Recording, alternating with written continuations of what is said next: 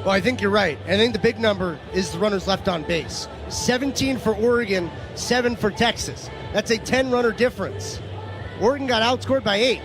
The sheer offensive production, the raw numbers, that went Oregon's way. The run production went to Texas.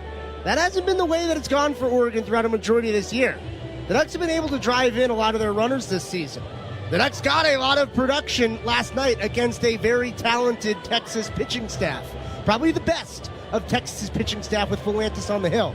Now they're going to their Saturday guy who has battled some injury throughout the years and fully extended out to this point in the season.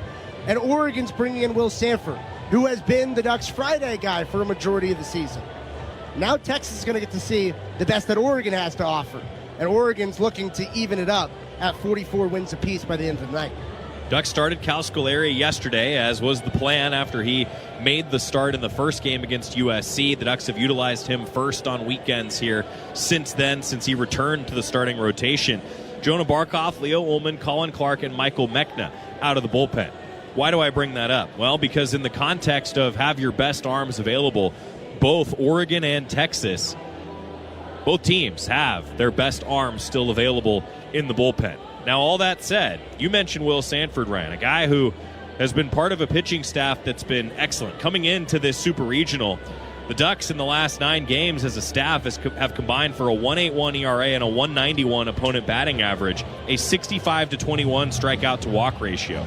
Need more of that formula, because they didn't have it from the staff yesterday. Need more of that formula today, and Will Sanford's a guy that can certainly give that to the Ducks. The other point that I want to make on Will Sanford, because we're going to talk with Waz about this coming up on the Toyota Coaches Corner, he pitched in a hostile environment just a few weeks ago in the Big Ten tournament in Omaha, at Charles Schwab Field, Omaha, where the Ducks hope to get back to for the College World Series next week. Big Ten tournament hosted at the home of the College World Series.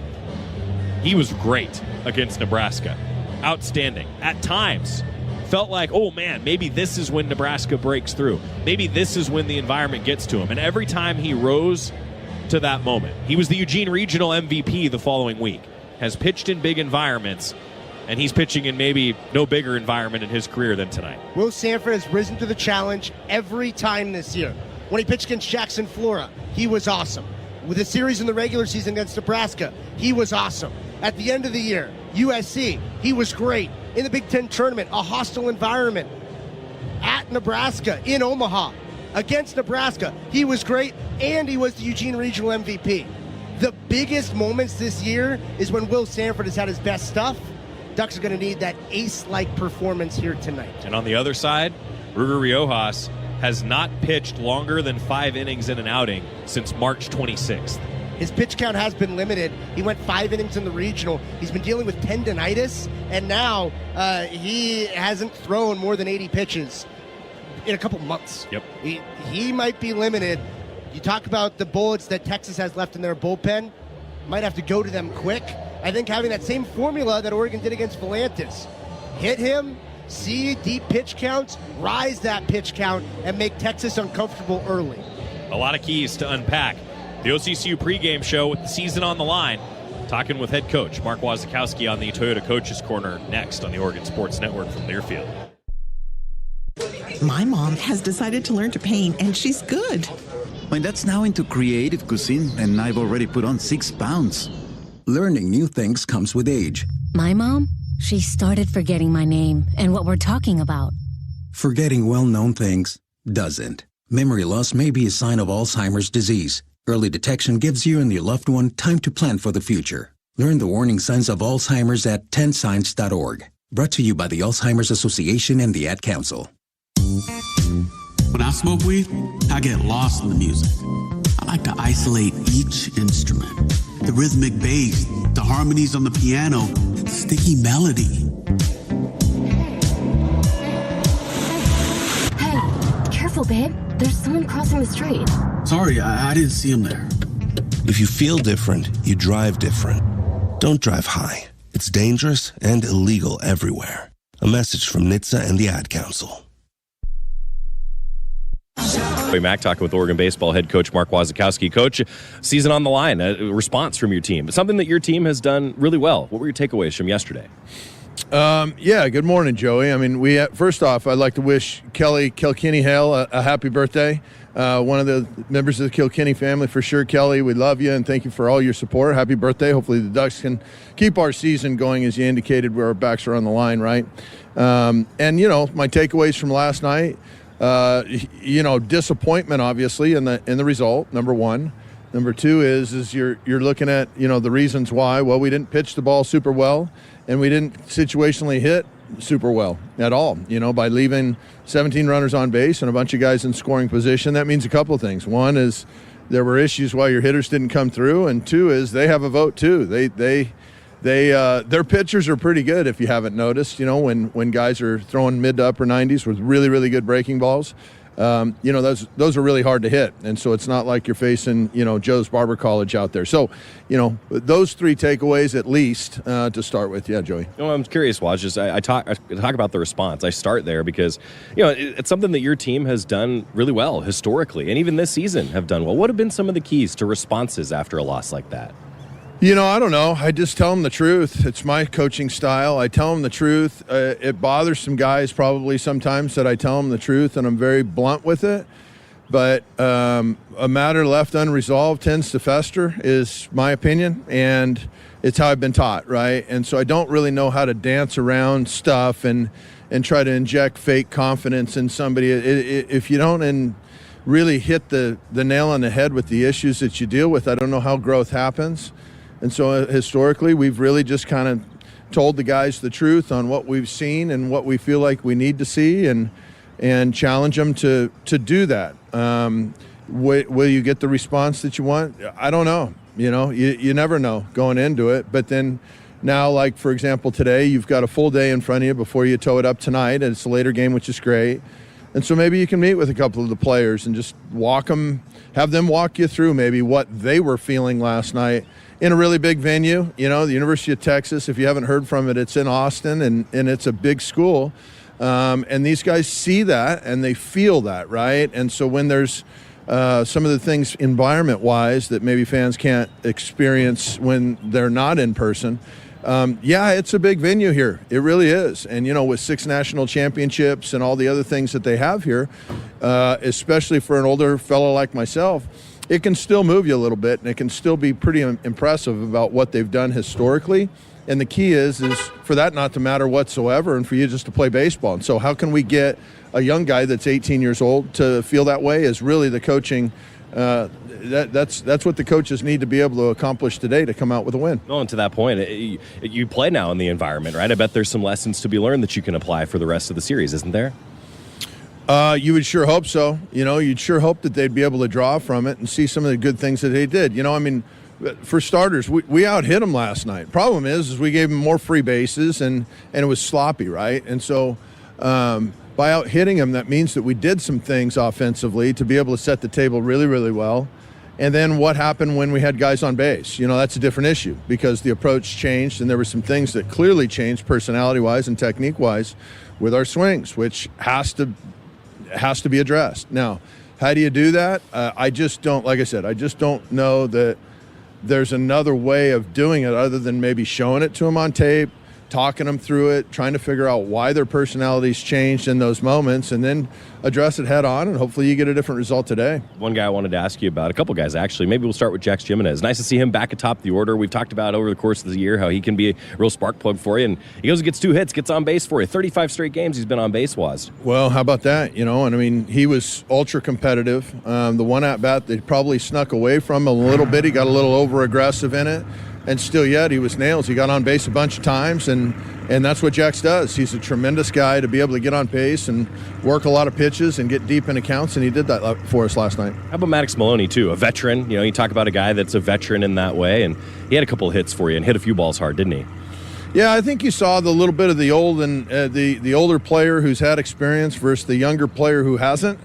That's an issue, and you're not going to get through that without experience, right? And so the Drew Smiths, there's probably a reason why the guy had an amazing day last night, right? It's a home run. He makes stellar defensive plays. He has some really good at-bats. Maddox Maloney, you see some of the older players settle in. But that's the key, though. You got to have your older guys settle in and show the younger player basically the way, hey, man, this is how you relax. This is how you execute it in a big, tense situation, as opposed to over-trying, and now you don't get the outcome because your swing gets jacked up because you're trying too hard, and now your mechanics change. So you're trying to lean on those older guys, and I think some of them nailed it last night. We need all of them to nail it, especially when you're playing against a really good team. Now, how about some of that mentality on the mound? Will Sanford getting the ball for you. We've talked before about how he's risen to the occasion in some big environments. What are some of the keys for Will here tonight? Yeah, he did. And the biggest one was when we were at Nebraska, and he pitched in front of their crowd and was able to silence them by and large for that game, for us to win that game. So hopefully it can be a repeat of that performance. But obviously the key to both clubs last night was, the key to them struggling was the free bases, right? Loss of command on the mound. And so that's going to be the key. Who commands the ball probably between the two teams is going to win the game tonight, and hopefully that's Will. Thanks, Waz. Go get him. Appreciate it. Go Ducks. Mark Wasikowski joining us on the Toyota Coaches Corner. Toyota, let's go places. We continue with the pregame, brought to you by our friends at OCCU. Some keys to this one. You heard Waz talk about handling the environment.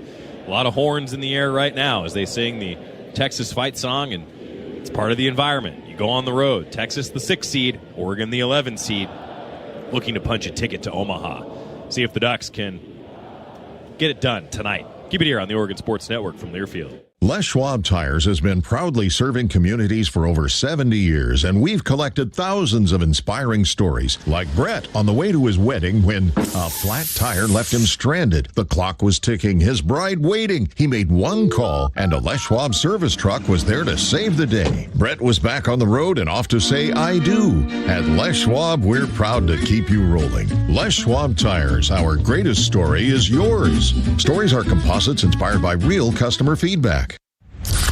You hear that?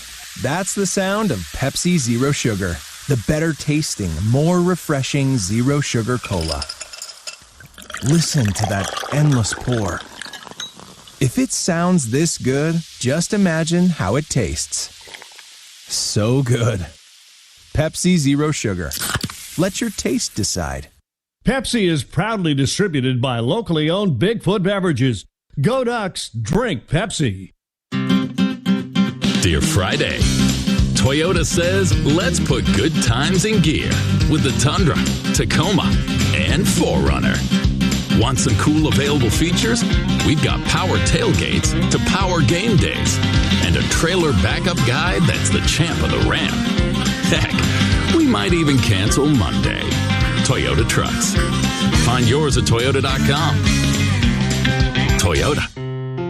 Let's go places.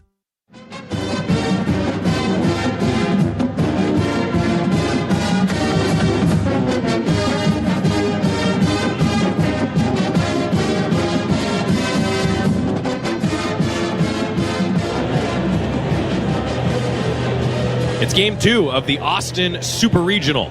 The Ducks taking on the Longhorns of Texas. 2 head coaches meeting with the umpire crew here now during our OCCU pregame show. Mark Wasikowski and Jim Schlossnagel squaring off. 2 coaches have a lot of respect for each other.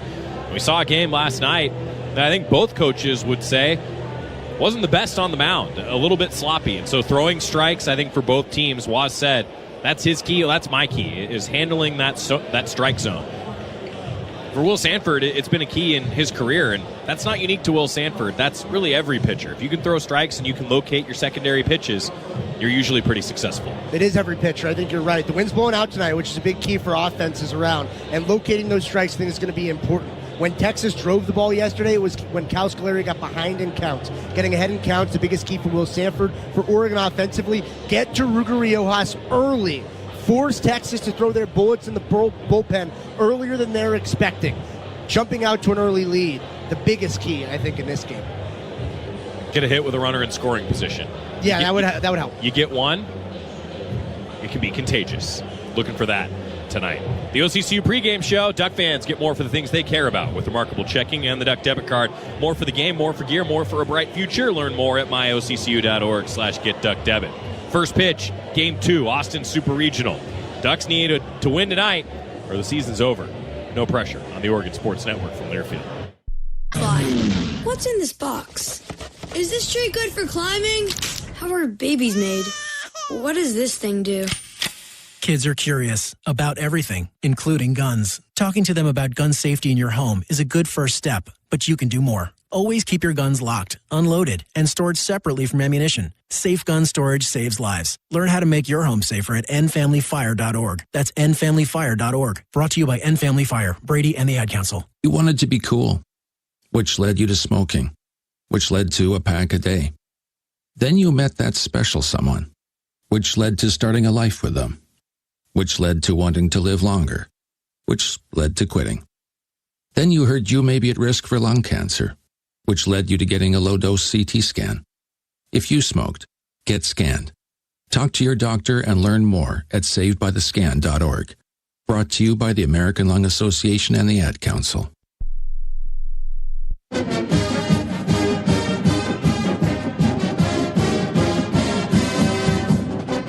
This is Duck Baseball on the Oregon Sports Network from Learfield. Another 2-2. Cut on and missed. Will Sanford with 12 Ks through 6. Today's game is sponsored by Les Schwab Tire Centers, proud supporters of Oregon baseball. By Pepsi. Go Ducks. Drink Pepsi. And by Pacific Source Health Plans, with health coverage for individuals, families, and employers, and Medicare eligibles. Pacific Source is the local health plan that does what's right, not just what's required. Fabius puts down a bunt, rolls one to the left side. Jackson scores. The throw is wide. Oregon with a walk-off squeeze. It's time for First Pitch on the Oregon Sports Network. Now, once again, out to the ballpark. This is Duck Baseball. Will Sanford to the hill for the Ducks. Oregon is the home team here in Game 2 of this Austin Super Regional. The host Texas will be the road team today, and the if necessary game tomorrow, Oregon will be the road team the way the NCAA tournament sets up.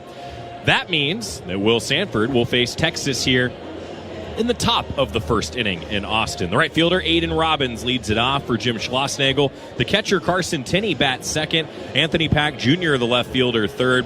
And Temo Becerra, the second baseman, cleans it up. Adrian Rodriguez, the shortstop, fifth. Ethan Mendoza, the DH, sixth. Ashton Larson, the first baseman, seventh. Casey Borba, the third baseman, eighth. And Darian Pendergrass, the center fielder, rounds out the order for Texas. They're 44-13 this year, the number 6 national seed. Game 2 here of this 3-game set in Austin. Texas wins, they're going to the College World Series. Oregon wins, we're playing tomorrow. And that's the assignment for Will Sanford on the hill to get a win for the Ducks. He wears number 28. Sanford, a 6-foot right-hander, a 202-pound sophomore out of San Diego, California, went to Point Loma High School. Sanford with a 3.46 earned run average, a 9-2 record in 16 appearances, all of those starts. 80 2/3 innings pitched on the year for Sanford. 51 hits, just 34 runs, 31 of which are earned. He's walked 41 and he struck out 119. Opponents hitting just 175 against Will Sanford. 119. A lot of strikeouts and a chance to move back ahead of Cal Scolari on the single-season strikeouts looking list tonight after Cal retook the lead in that category with a backwards K yesterday. And I think Cal tied him yesterday. Oh, he tied him? I thought he passed him. Time to check the notes. The looking strikeouts, though, pretty amazing. It's one of my favorite notes. Aiden Robbins looks at a first pitch strike. We're underway just in time at 8:06 local time, 6:06 back home. Robbins, Tinney, and Pack facing Sanford. Texas in the road grays in the first base dugout today. Ducks are donning the green uniforms with white pants and Ducks in yellow across the chest. Robbins fouls it away.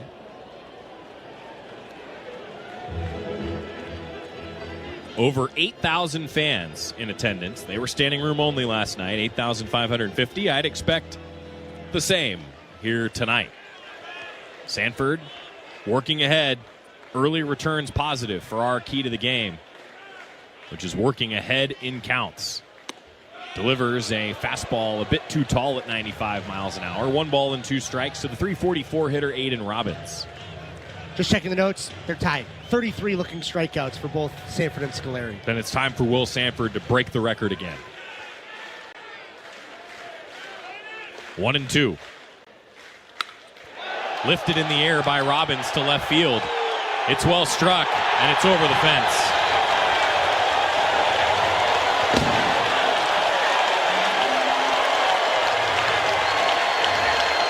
Robbins is the home run threat in the Texas order.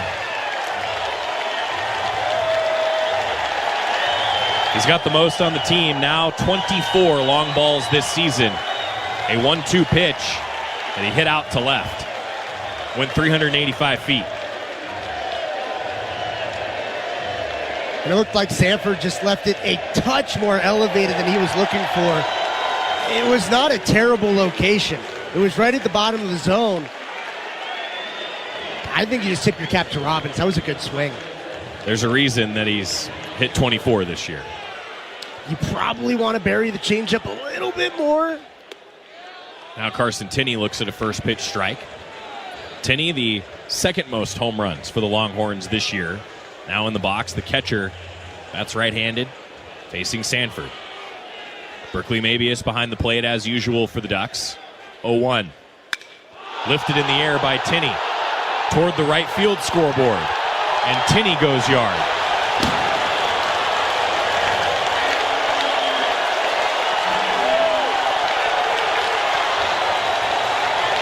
Back-to-back home runs for the Longhorns. Robbins pulled one to left. Tinney goes the other way to right. And it's 2-0 Texas. Those are the two most dangerous hitters in Texas' order. Right after Robbins was able to drive a changeup, Tinney was able to jump an elevated fastball from Will Sanford. That's just a mature approach from Texas' offense. Anthony Pack Jr., the 361 hitter next. Takes a strike just outside. So Mabius behind the plate. It's Braden Jackson at first. Ryan Cooney at second. Drew Smith at third. And Maddox Maloney, the shortstop. Jax Jimenez in left. Jack Brooks in center. Angel Laya in right. Pack takes a pitch low, 2-0. Top of the first inning. Texas, the road team, here in game 2 of the Super Regional. 2-0 is inside to Pack. Make it 3-0 now. Pack, the outstanding freshman, 74 hits this year, 11 home runs.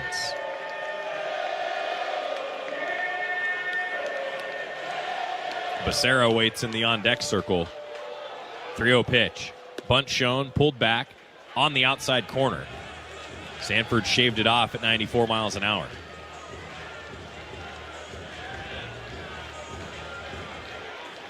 Pack digs back into the lefty box.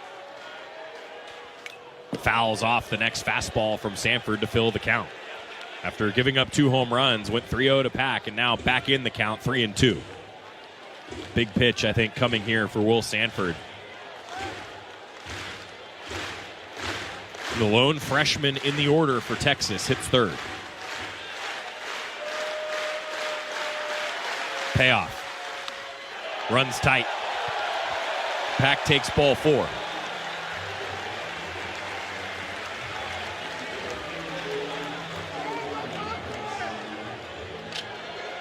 Now it's Becerra.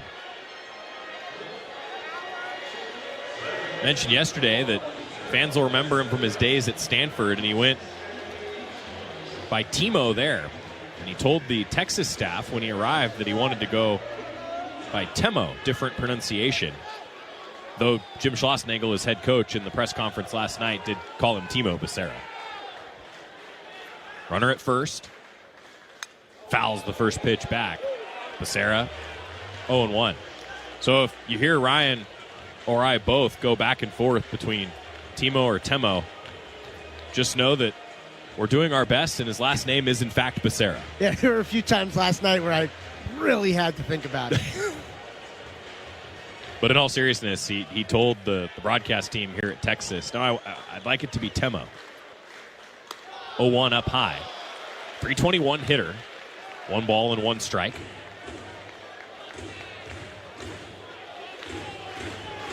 In the postseason, Becerra, 6 for 18, a 333 average.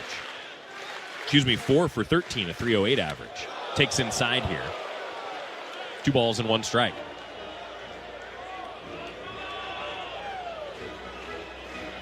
Redshirt senior, a veteran, transferring to play for Texas here in his 5th year. Pick off over to first. Runner goes back. The crew is Travis Eggert behind home plate, Casey Mosier at first, Blake Felix at second, and Wilson Rayner at third. Umpires for tonight. Wilson Rayner was behind the plate last night.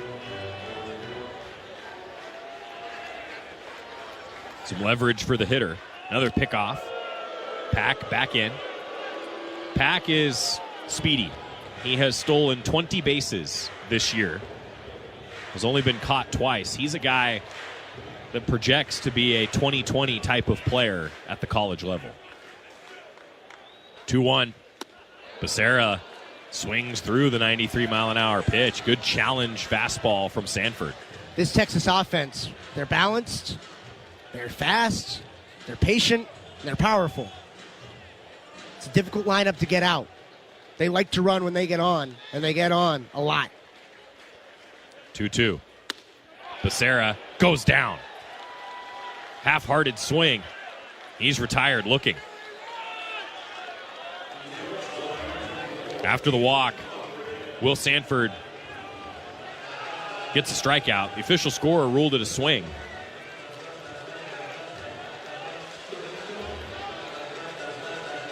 So never mind. Will Sanford is still tied with Cal Scolari for the single-season record for looking strikeouts. And just like we were looking for Cal yesterday, settling into the outing. 2 runs is certainly not going to win this game, especially with what Texas has at their disposal on the hill. Adrian Rodriguez, who had a nice day yesterday, swings through the first pitch. Rodriguez was 2 for 3, scored a run, knocked in 5. And with Oregon's offense and how they were successful here at this ballpark yesterday, this ballpark plays pretty small. This is an offensive park. 0-1, grounded outside the first base bag. No balls and 2 strikes. And Will Sanford, when his stuff is on, it's borderline unhittable. Texas did a good job. They jumped him early. They were able to hit a changeup he left probably just a touch too far up, but really just a good piece of hitting. And then a good approach from Tinney, knowing that Sanford wanted to go back to that fastball. He barreled it up. 2 home runs. All right. Oregon still hasn't hit yet. Let's get out of the inning. Ahead 0-2 to Rodriguez. Sanford deals it off the plate. 1 ball and 2 strikes. Mabius jumped up, pointed towards Sanford like, hey, that was where we wanted that.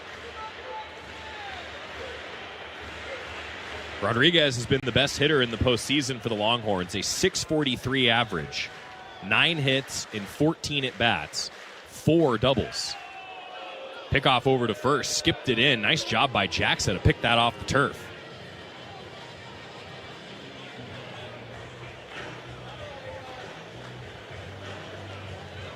In the postseason, Rodriguez has 7 RBI. Again, 5 of them coming in Game 1 last night. 2-0 Texas in the top of the first. 1-2 pitch, just outside at 96.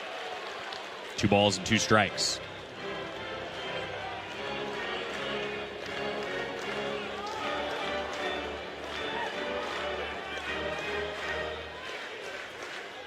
Rodriguez back in the lefty box with a runner at first, 2-2. Ground ball foul. A couple different times last night, Ryan mentioned that Texas's swing decisions are very good. Rodriguez has demonstrated that, fighting off some tough pitches. It's how you get the pitch count up, and it's how you ultimately maybe see one that you can hit. Yeah, and Will Sanford with his curveball, it's almost got 3,000 spin rate, RPMs of spin rate. It's a tough pitch to lay off. 2-2. Down and in. 3 balls and 2 strikes. Talk about spin rates, it's rotations per minute. If you get up toward the 3,000s, you're elite. Truly elite, especially at the college level. With one out and a runner at first, he's running. The 3-2 pitch hit the other way down the left side and foul. 340 to the left field foul pole, 370 to left center, 400 to dead center, 365 to right center, and 325 down the right field line where the Longhorn bullpen is, positioned behind the fence. The Duck bullpen near the left field foul pole beyond the fence. Of course, right underneath a sign that says, "Hook 'em." Another 3-2. Runners going from first. Pitch is on the outside corner for strike 3. Throw down to second. Got him. Strike him out. Throw him out. Pat caught stealing for just the third time this year. And Rodriguez strikes out. Sanford with a great response after allowing back-to-back solo home runs to start this game. 2 runs on 2 hits, no errors. Nobody left. That's what the doctor ordered for the Ducks. It's a 2-0 game, but Oregon with a strike him out, throw him out to send us to the bottom of the first here on the Oregon Sports Network from Learfield. Today we're going to talk about deep breathing, something we all need to do more of, especially when you're getting ready to call your health plan and deal with one of those automated phone trees. You know how it feels to get into an endless phone loop when you just have a simple question that could take 2 minutes or less, and then pretty soon, you've lost your zen. Shouldn't your health plan help you reduce stress? That's why you'll talk to a real person when you choose Pacific Source Health Plan. Tranquility. First Interstate Bank is the proud sponsor of the Community Hero Program. Throughout the year, Duck fans have been submitting stories about heroes in our community. And First Interstate Bank wants to recognize Summer Buck, a Navy veteran, female combat veteran, and proud Native American. Summer is a driving force for positive change in her community. She leads 2 nonprofits, writes grants for other organizations, and trains both nonprofit leaders and board members to succeed. Passionate about youth programs, she is launching a multi-million-dollar community center that will create lasting impact through strong partnerships. On behalf of First Interstate Bank, thank you, Summer Buck. This jumps out to an early lead. And now Oregon's offense will face Ruger Riojas on the hill. Jax Jimenez leads it off for the Ducks. He was a real spark plug last night. Jax Jimenez was 2 for 3, was on base 5 times for Oregon. More of that from Jax Jimenez top the order. Then Angel Laya, the right fielder. Ryan Cooney, the second baseman, hits in the 3 spot. Drew Smith, the third baseman, cleans it up. Braden Jackson, the first baseman, 5th. Berkeley Maybe is the catcher in the 6 hole.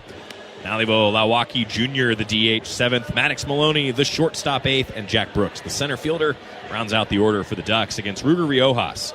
Riojas wears number 13, that lucky number for the right-hander. 6 foot, 195-pound senior from Wimberley, Texas, not far from Austin here in the state of Texas. He transferred from UTSA. Riojas, in his senior campaign, has a 3.86 ERA and a 5-2 record in 15 appearances, all starts. He's gone the distance once, 70 innings pitched, 61 hits, 30 runs, all earned. He's walked 15, struck out 106. Opponents hitting 229 against Ruger Riojas. He has been a little bit banged up of late. Missed a few weeks. Just pitched to one hitter on senior day at the end of the regular season. And then pitched in the regional, went 5 innings for Texas. But he has not gone deeper in a game than 5 innings since March 26th. Pitch count's been a little limited, and Ryan mentioned his key to the game was get to Riojas early and an early lead. Well, can't get the early lead unless they take the lead here, the Ducks, in the bottom of the first. First pitch to Jax Jimenez is down and in. 1 ball and no strikes. And it could happen. Oregon's offense certainly has the ability to hang crooked numbers, and they might need to get to Riojas early. Wind is blowing out toward left field. 288 hitter, Jax Jimenez. Riojas deals a strike. 95 on the gun there. Evens the count 1 apiece. Jimenez, Laya, Cooney for the Ducks in green. I went with the green polo tonight, as did Ryan. Like the Ducks, had to match. 1-1 coming to Jimenez. Takes up and away, 2 balls and a strike. And I feel this way. It's a little different shade of orange, so bear with me. But I feel this way in Corvallis when I wear green. It really sticks out as a nice color. It's a great color, and it's a lucky color. 2-1. Jimenez looks at a strike around the knees at 96. 2 balls and 2 strikes. I'm a fan of four-leaf clovers. Might need some of that luck here tonight. A burnt orange desert here at Disch-Falk Field. 2-2 pitch. Jimenez fouls it straight back. He was right on the timing of that 95-mile-an-hour fastball. Last night, Jimenez looked at the first 4 pitches. The 2 pitches he took for strikes were fastballs. He timed it up, and you're right, he just missed it. Last night, we were a little spoiled. We had the computerized digital strike zone in front of us. They turned it off tonight. Another 2-2 coming to Jax Jimenez. Strikes out swinging on the off-speed. Riojas went to the off-speed there and got Jax swinging. Had been fastball heavy and got him with the breaking ball. Man, Jackson timed up his fastball. Riojas knew it. Yeah. He went to the breaking ball. It's what I would have done. And I say that a little tongue-in-cheek because Jim Schlossnagel is a good pitching coach. Has been to, 6 College World Series? It's more than that. 7? 7. 2-2. Excuse me. First pitch, I should say, to Angel Laya after the 2-2 got Jax Jimenez. Laya swings through the first one at 88 miles an hour. Angel Laya batting .298, 14 home runs this year. The freshman for the Ducks batting in the 2-hole. Texas ahead by 2 in the bottom of the first inning. Riojas goes with the high cheddar, and Laya fouls it into the glove, 0-2. Riojas with a quicker delivery there. He went to more of a slide step out of the windup as he sets, actually always from the stretch, as Laya takes low. 1 ball and 2 strikes. And some pitchers are just more comfortable that way. I honestly am a fan of it. You get a little more torque out of the windup, but it also is one less variable once runners get on base to adjust. Mm-hmm. I was always a stretch-only guy. Were you? 1-2. Laya mashes one past his third base coach, Brett Thomas, foul. Gavin Grant coaching first. You threw a lights-out circle change, right? Yes, I was. I didn't get to the level where I really developed a breaking ball. It was fastball changeup. And so the fastball was pretty slow. Lights-out circle change. I was a command guy. 1-2. Laya battling Riojas here in the bottom of the first inning. Ducks looking for their first base runner. Laya hits it on the ground toward the first baseman, who goes to the bag himself. Larson retires Laya. Carson Tinney behind the plate. Ashton Larson at first. Becerra at second. Casey Borba, the third baseman.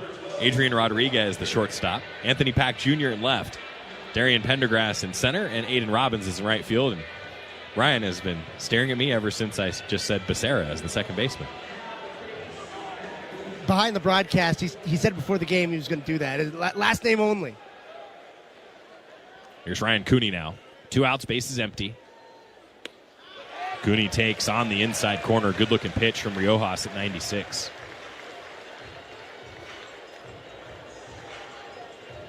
If you missed it yesterday, Becerra does have his given first name, we're told, is of Aztec descent, as the 0-1 is down and out.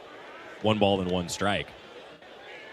And I fully admit, as somebody who pronounces names for a living, it is one that I don't think I could nail. I'd need to hear him say it, and I still probably couldn't get it right. It wasn't on the pronunciation guide. Is the problem. Right.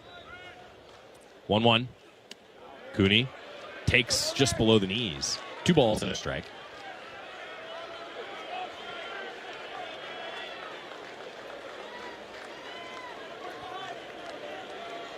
Cooney, a .329 hitter. 8 home runs this year. Wind blowing in his favor. Texas has him shifted to the left side. Fouls off the next offering to make it 2-2 with 2 down. Second baseman's shifted to the shortstop side, and the shortstop shaded way over toward the line. All the infielders playing relatively deep against Cooney.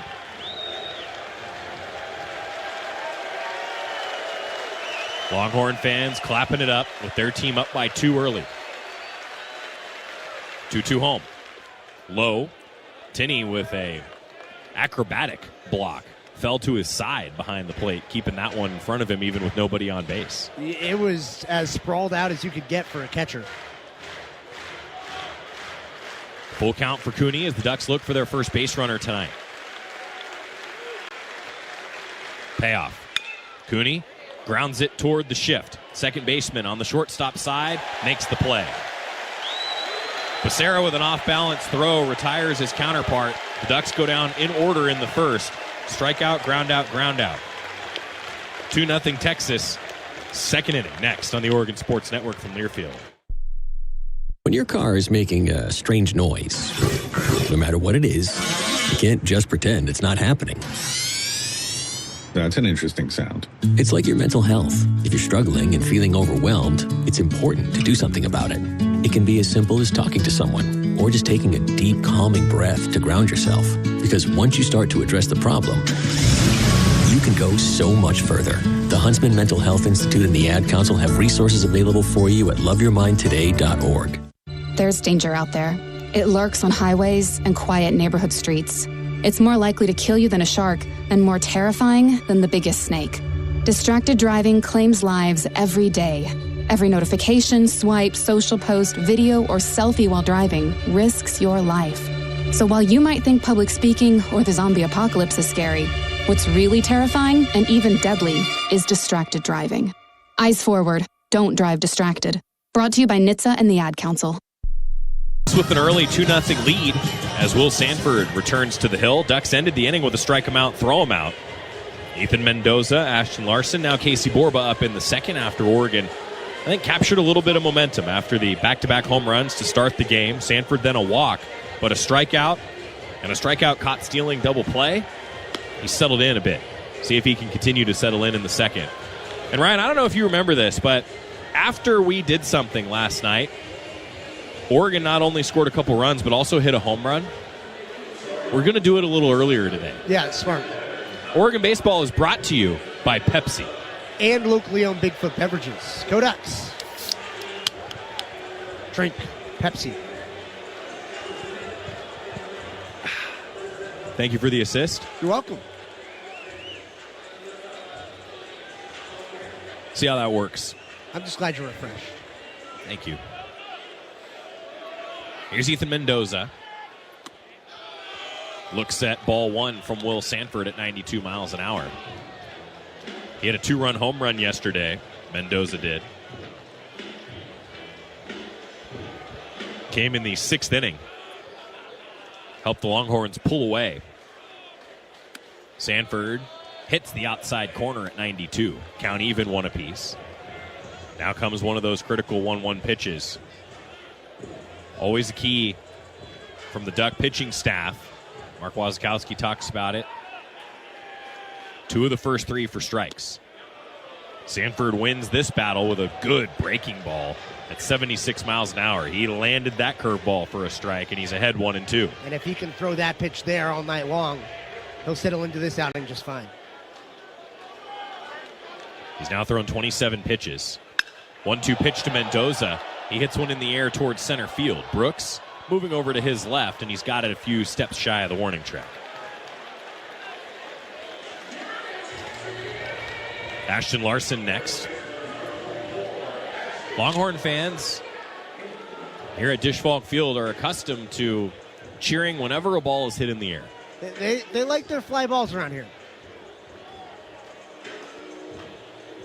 The way the wind's blowing, putting one in the air to right might not help you much. Blowing out aggressively toward left.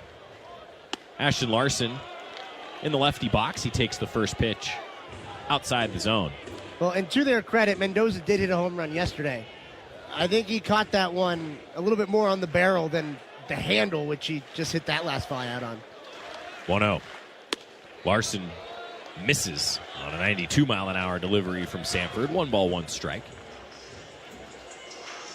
I'm so used to when I see number 44, it's Mark Wasikowski. Yeah. Ashton Larson wears number 44 for the Longhorns. 1-1. Line drive back up the middle. Bounces near the Longhorn logo in orange on the green outfield turf. That's the third hit today for the Longhorns. First base runner of the second inning with Texas ahead by 2. Casey Borba coming up next. Borba hit a home run in the second inning yesterday. Part of a 1-for-4 performance. Did score a couple of runs. He reached on a fielder's choice later on in the game after he hit the home run. He's hit 18 dingers this season. Takes the first pitch, breaking ball outside the zone from Sanford. Tried to hit that inside corner to the right. He just missed it.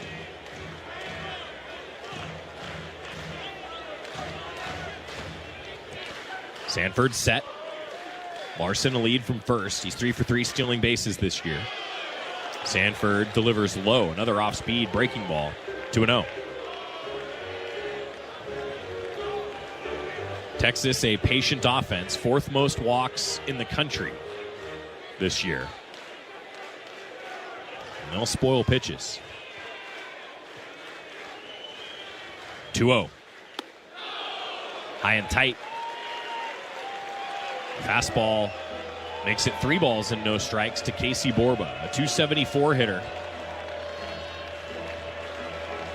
He's walked 32 times this season, but he has struck out 75 times. Sanford's 3-0 pitch in the zone at 92.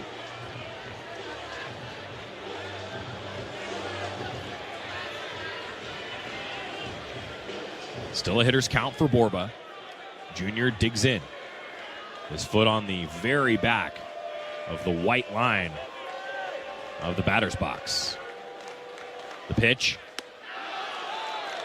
A called strike on the outside corner. Borba was slowly walking toward first base. I don't even think Borba was convicted that ball was down. I don't think he was either. It was a wishful step toward first. With 1 out, a runner at first, 3-2 pitch. Got him looking. Will Sanford strikes out Borba, nodding his head in approval of the pitch. 3rd strikeout for Will Sanford here in the second inning. 2 down now in the second frame for the number 9 hitter, Darian Pendergrass. And Joey, his 35th looking strikeout of the season. A single season record at Oregon. Sanford now with 122 strikeouts this year. He's trying to catch David Peterson on that single season list. Pendergrass takes outside. 1 ball and no strikes.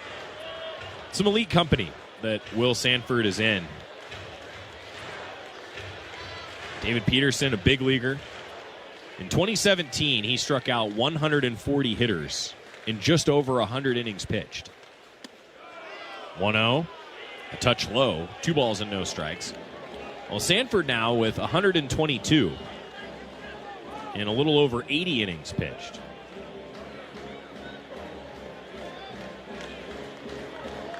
That strikeout rate per inning, elite from Will Sanford. 18 shy of the single season record. As the pitch goes in and misses and gets away from Mabius. Don't see that very often. Rolled to the backstop, and it puts a runner in scoring position, and it's 3-0. But 122 strikeouts. If he gets another 18 or so innings to get to the same inning total as David Peterson did in 2017, if Will gets that this year, I think there's a good chance he catches Petey on that single season strikeout leaderboard. Oh, I absolutely think so. 3-0 pitch is in there for a strike. Now 3-1. Sanford back in it to Pendergrass. Redshirt senior center fielder batting .250.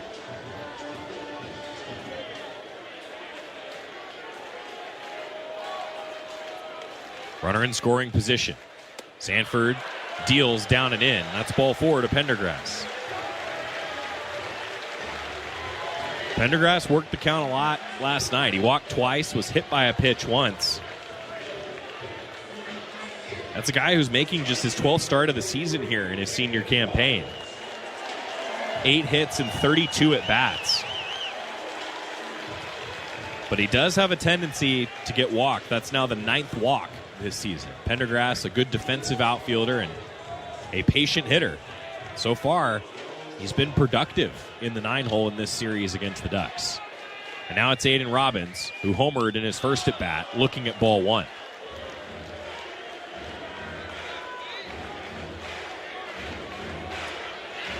Robbins 1 for 1. His second time facing Sanford. A single and a walk. 2 outs in the inning. Runners at first and second. Sanford goes down and out. Missed with the breaking ball, 2-0.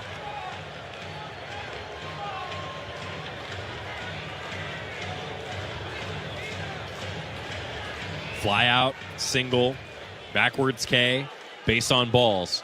Now Robbins. 2-0.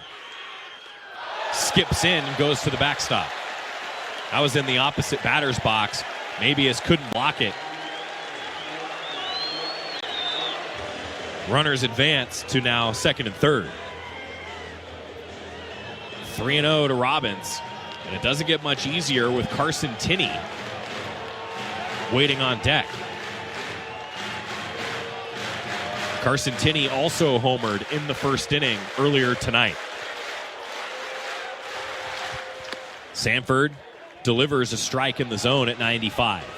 Now 3-1, but count leverage in favor of the hitter Robbins.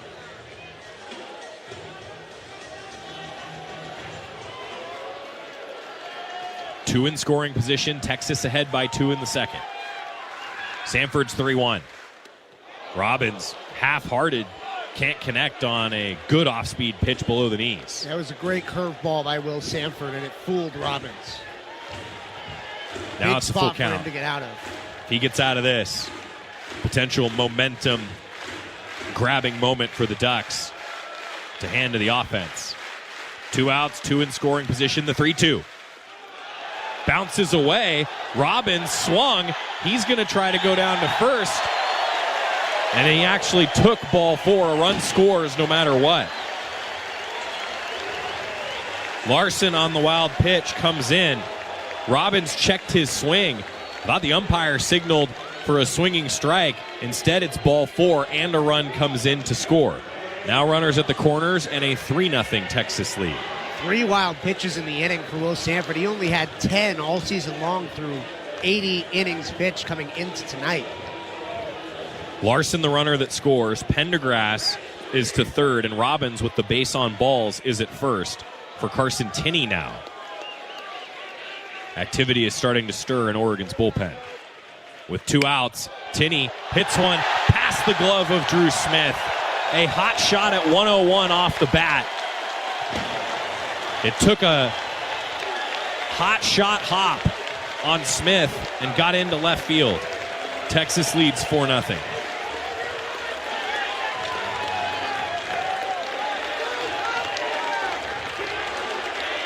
Robbins to second, Tinney at first, and Matt Floor, the Duck pitching coach, is now out on the hill.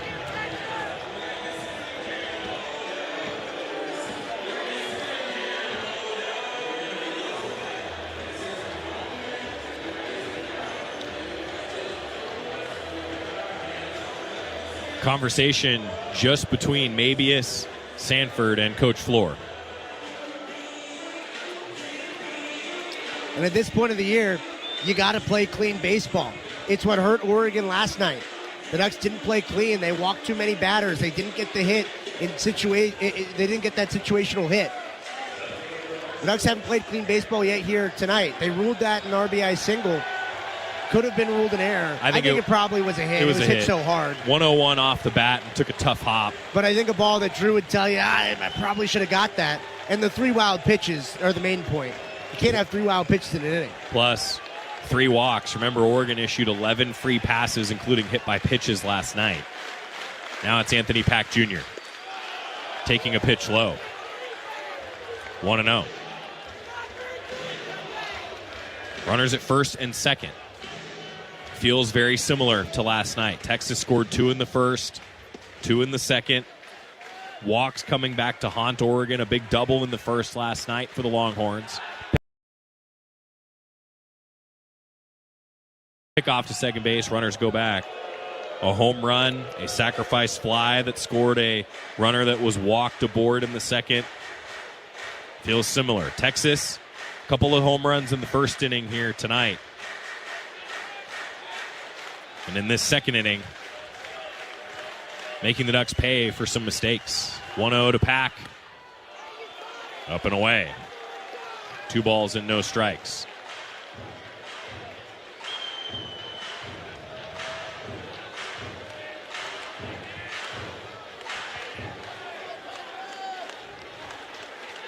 Sanford checks the lead runner, comes home. A strike. Right around the belt of Pack. 2 balls and 1 strike. 361 hitter. Pack walked in the first.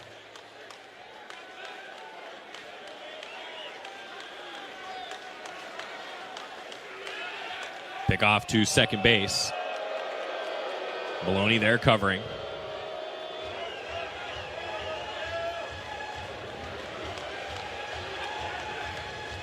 Wind still whipping out toward left field.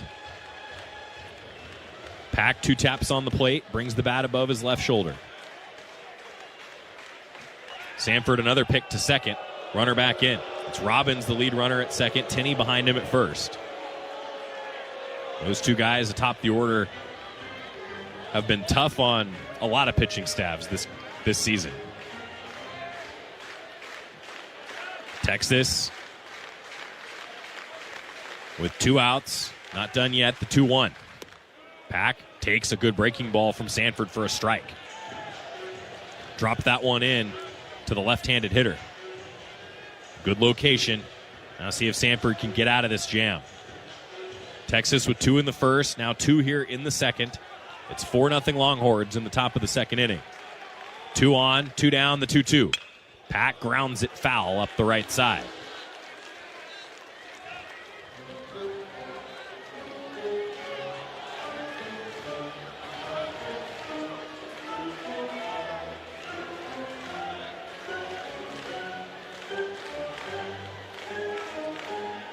Sanford settles on the slab, brings his hands together at the belt. 2-2 home. Pack pops it up left side to the fans. Ooh, I didn't give the fans enough credit. It bounced on the roof, and now it'll roll out of the ballpark. Good backspin. Pack digs back in, fouling off a couple tough pitches here from Sanford. Duck sophomore, home again. Pack grounds it foul up the right side. And that's what Texas has been doing all weekend long. They are not letting Oregon get out of at bats easily. Sanford now over 50 pitches in the outing.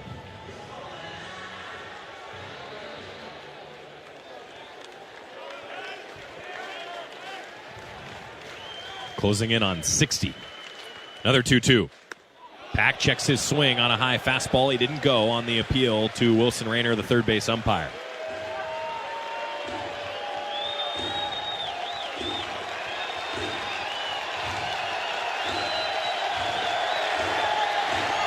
Three balls and 2 strikes. 2 on. They can get a head start with 2 down the pitch. Pack strikes out swinging. Sanford went to the breaking ball and got him. Big strikeout to get out of the jam, but Texas does add to the lead. 2 runs on 2 hits, no errors, and 2 runners left aboard. Ducks got a hit. Bottom 2, down 4-0 when we come back to Texas on the Oregon Sports Network from Learfield. Wherever you are in life, once a duck, always a duck. That's OCCU. Since 1956, OCCU has helped the University of Oregon community take flight financially. Like our remarkable checking and duck debit card that give Duck fans more for the things they care about. More for the game, more for gear, more for a bright future. Earn interest, show your Duck devotion, and start earning more today. Learn more at myoccu.org/getduckdebit. Hey, Duck fans, it's a great day for a Duck game. We got a big party going. And Kenny Wheaton has joined the party. Whoa, the Ducks are going to need some refreshments here. There's a dang green IPA from Hop Valley in the corner of the cooler. It's selected. It's selected. Kenny Wheaton's going to pour. Kenny Wheaton's going to pour. Dang green, the most incredible choice for a football game. The official craft beer of the Ducks is Dang Green. Hop Valley Brewing Company, Portland, Oregon. Please celebrate responsibly.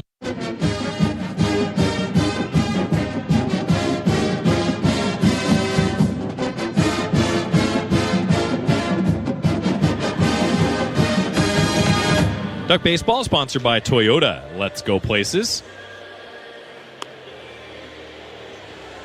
Time for the offense to ignite. I don't have another can to crack. Can I, do it again? Yeah, Duck Baseball sponsored by Pepsi and locally owned Bigfoot Beverages. Go Ducks. Drink Pepsi. Let's see if I just needed to do it before the offense. Yeah, do it now. It's Drew Smith, Braden Jacksa, and Berkeley Mabius. Ducks went down 1-2-3 in the first. They're the home team here in Game 2 of the Super Regionals. Down by 4 here early. Drew Smith into the righty box. Riojas, first pitch swinging. Smith drives one to right center field. That's down. Bounces to the wall. Smith continues his great postseason with a leadoff double here in the second. Said Oregon needs to ignite some offense. First pitch of the inning. Drew Smith got what he was looking for, left the bat at 102 miles an hour, shot it into the opposite gap. Drew Smith is now 8 for 14 in postseason play. Whew. Guy lives for the moment. His fourth postseason, 3 times that he's been on an all-region tournament team. Senior doesn't want his season ending tonight. Braden Jacksa, 318 hitter up next. He swings over the top of the first pitch from Riojas. Went to the off-speed to start against the freshman. Jacksa 1 for 4 last night. A single, also a walk, and it was an RBI walk. Shift is on for him. 0-1 to the right-handed hitter, who pulls it down the left side. Foul. He turned on it. Now down 0-2, got to protect the plate. He's a dangerous hitter. The freshman now first baseman for the Ducks.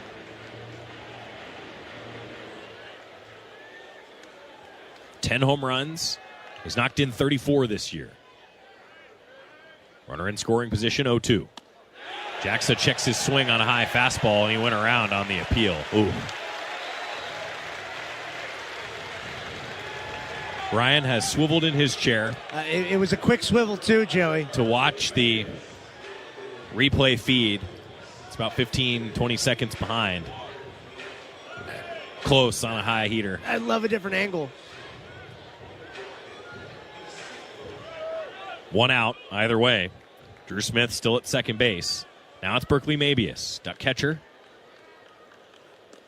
takes down. Ball that got away from the catcher, but not far enough. Ended up right behind Tinney. And Smith stays put at second. I think it was a good call.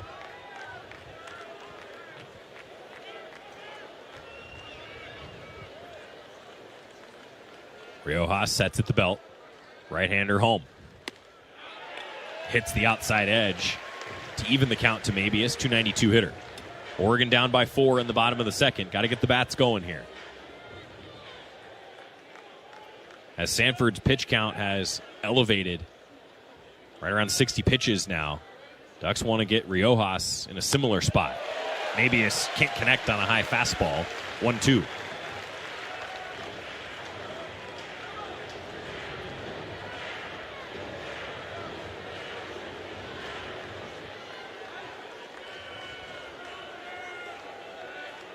Riojas settles.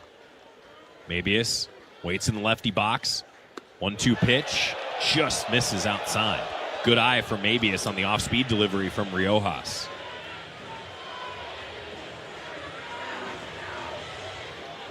One out. Smith gets his lead from second. Ducks trying to break through in the bottom of the second.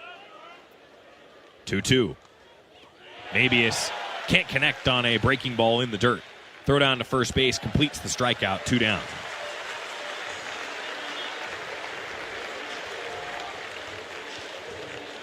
Now Junior Lewacki.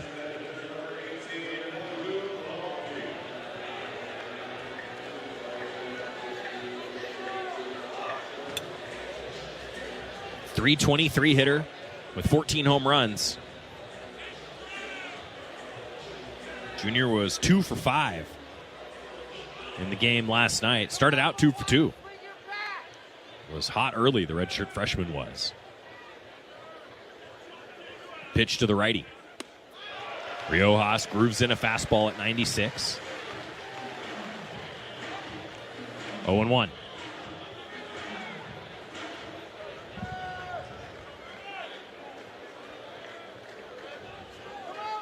Smith being held on by the second baseman. Lewacki looks at the next offering low in the zone from Riojas. 1 ball, 1 strike. Riojas just had to leap in the air. Tinney almost threw that one over his head back to the mound. Well, and that can throw off a rhythm a little bit.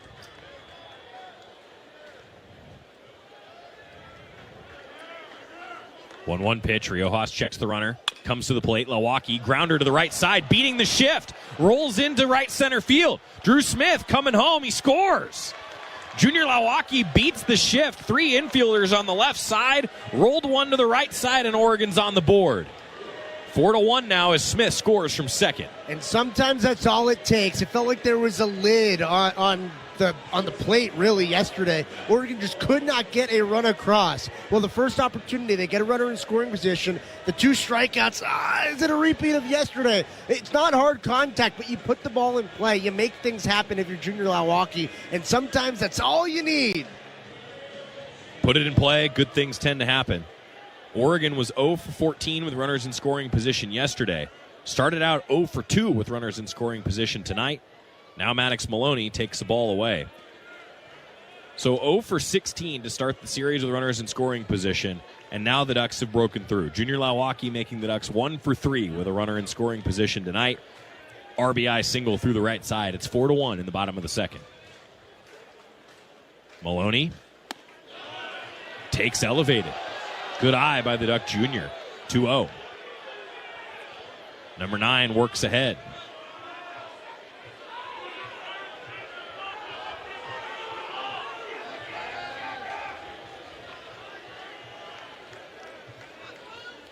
Lewacki gets his lead from first. 2-0 pitch. Maloney pulls it on the ground, left side toward his teammates in the dugout. Well, now the Ducks have broken through tonight. Maybe that settles things. Not just offensively, punching through, getting a hit with a runner in scoring position, but perhaps can settle things defensively and on the hill as well. Yeah, agreed. Momentum can go both ways, and it can transfer from half inning to half inning. 2-1. Down and out. And now Riojas behind in the count to Maloney. It's a hitter's count, 3-1.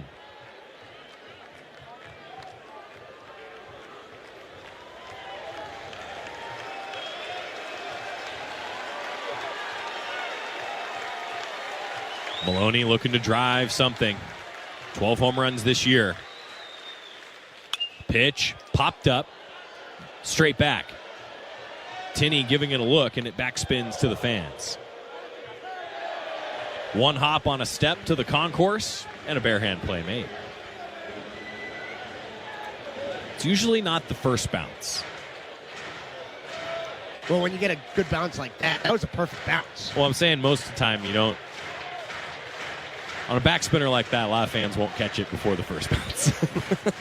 Yeah, you don't catch it on the fly. You don't catch those on the fly. Right. Lewacki gets a head start. 3-2, up and away. Maloney takes ball 4. Was said in the Toyota Coaches Corner about the veterans who have been here before. Well, Drew Smith opens up the inning with a double. Maddox Maloney just worked a really veteran type of at-bat. Now, all of a sudden, the pitch count for Riojas starting to balloon. I was just saying that. 35 pitches now for Riojas. Inning extends, and Oregon another RBI chance for Jack Brooks. Ducks number 9 hitter batting .240 on the year. 2 down, 2 on. Oregon down by 3. Riojas pitches down and in. And Brooks doesn't get over-aggressive, takes ball one. A 97-mile-an-hour delivery from Riojas, too low.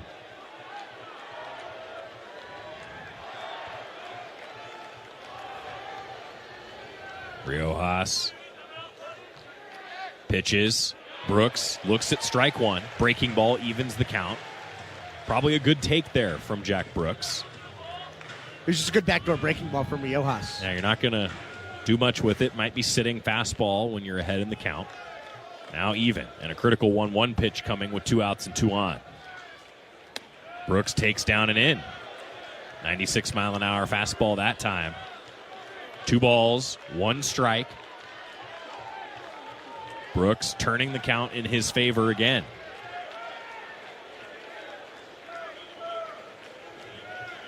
Left-handed hitter waits. Riojas checks the lead runner, comes to the plate. Brooks check swing, fouls one toward the dugout. Ricochets off the dugout to Brett Thomas, who makes a bare hand catch. Duck third base coach. Well, he missed one earlier in the inning, so he needed redemption. That's how it works. Game knows. 2 balls and 2 strikes to Brooks.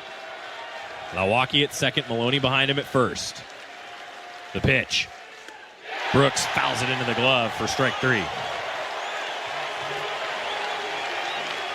But a run in for the Ducks on a couple of hits, no errors, and 2 runners left. Ducks have broken through. An RBI with the runner in scoring position. Texas leads 4-1.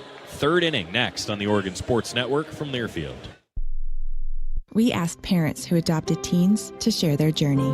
If you build a relationship, then it becomes easier. If you build trust, it becomes easier.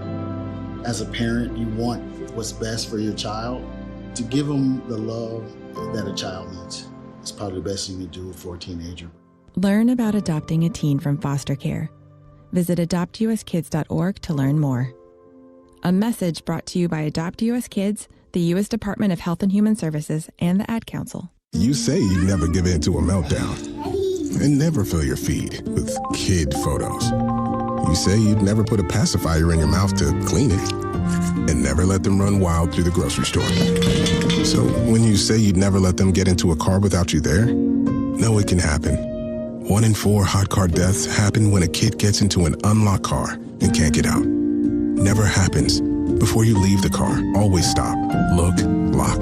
Brought to you by NHTSA and the Ad Council. I'm coming home to the place that I remember.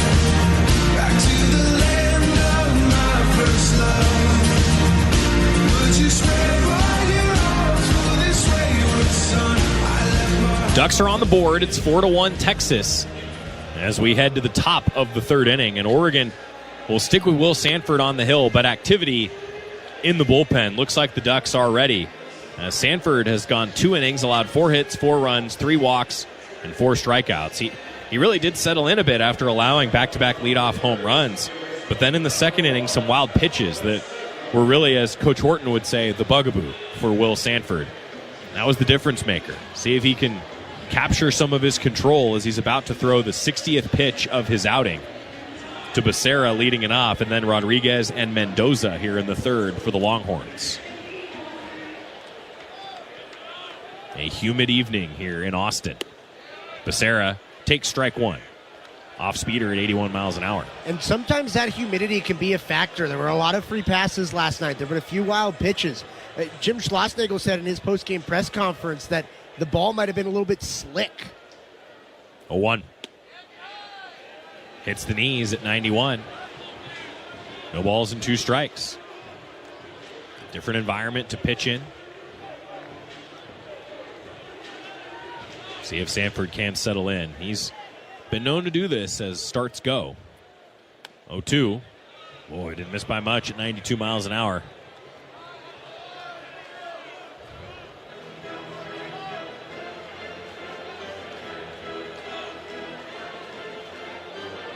Sanford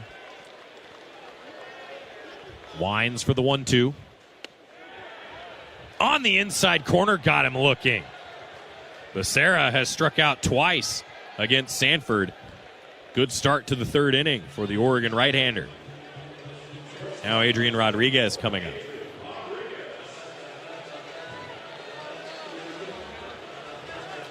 Good pitch from Sanford. A great pitch. Right on that inside corner. And he's got such a lively fastball. Texas has done a good job of seeing it. Better than most teams have. But it is still an elite level pitch. Right there, Becerra was fooled. Adrian Rodriguez struck out looking in the first inning. Takes a breaking ball that just misses from Sanford. Left-handed hitter. 1 ball and no strikes. He's actually a switch hitter, but from the left side against the right-hander Sanford. He's the only switch hitter in the Texas batting order. 1-0 to the sophomore. Low in the zone. 2 balls, no strikes.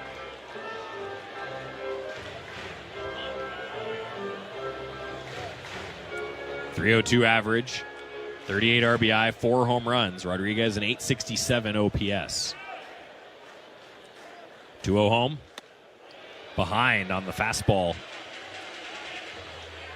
There's that life on the fastball that we're accustomed to with Sanford. A lot of movement in the low to mid-90s with his fastball grips. 2-1. Ooh, at the knees, a good pitch. He's found some of that control here in this inning. He's located on the edges. Bases empty with 1 out. Texas ahead by 3 in the top of the third. 2-2. Fouled away to the left.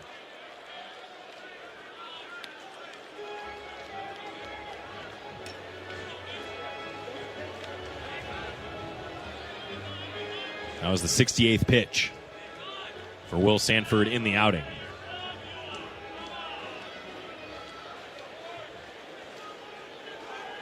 Two, just outside. 94-mile-an-hour heater fills the count.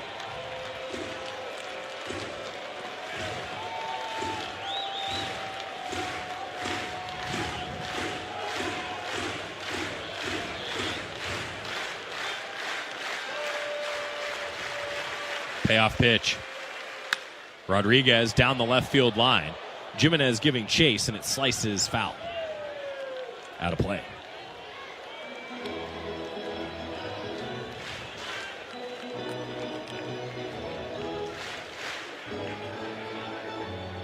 Rodriguez has been a tough out. He struck out looking his last time up, but his at-bat was identical to this one. An 8-pitch AB, he fouled off multiple pitches, got to a full count. That's when Sanford won the first time these two met. Went for a long walk up the line. Now back to the box. Sanford with the second payoff. Fouled to the net.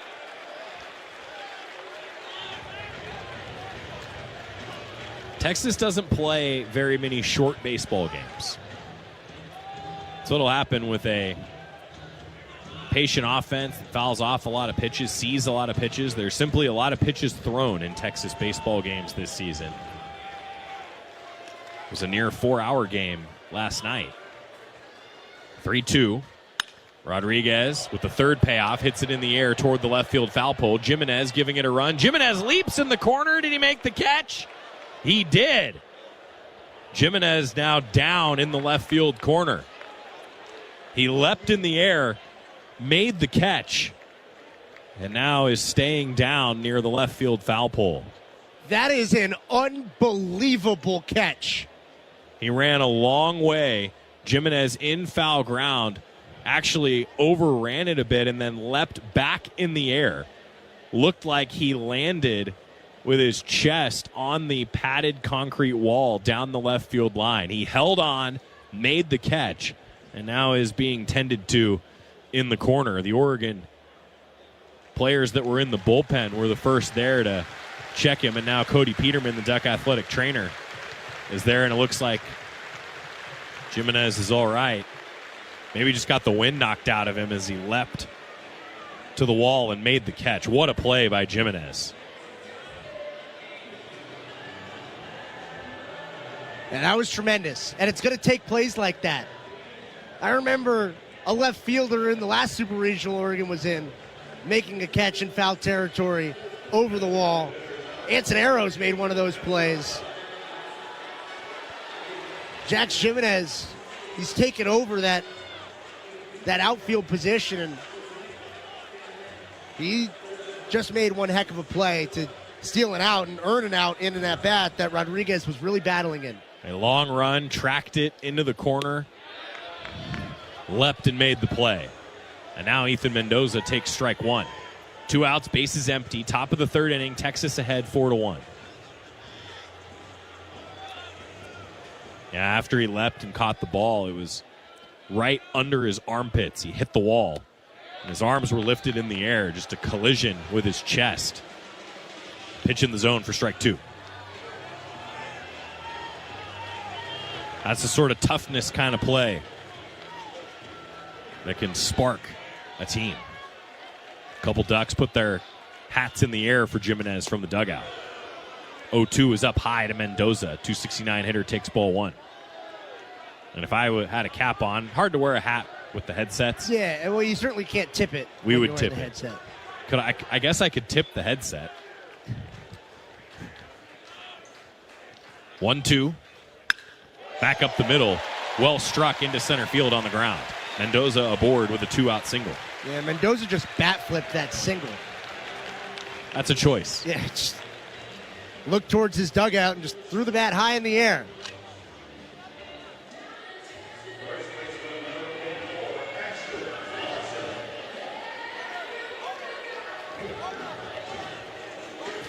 Now Ashton Larson, who singled and scored a run in the second inning.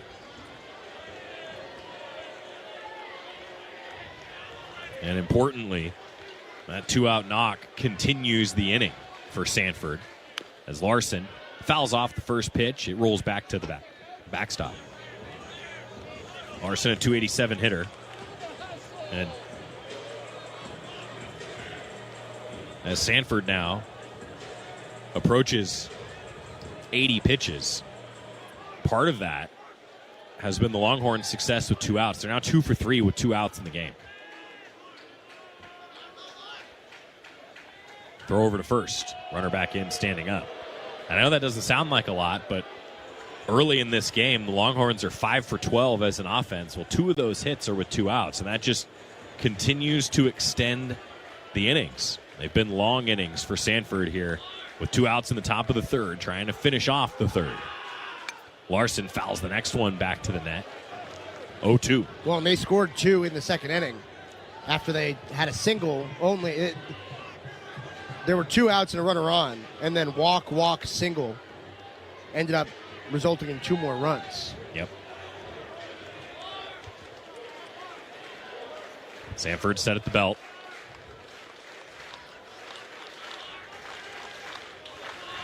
Long wait. Now throws over to first, and the runner back in standing. Mendoza, 11 steals.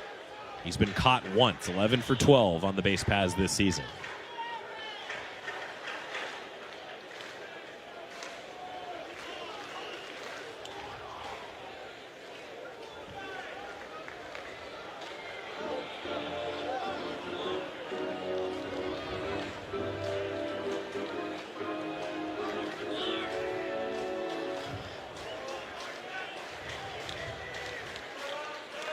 Oh, 2.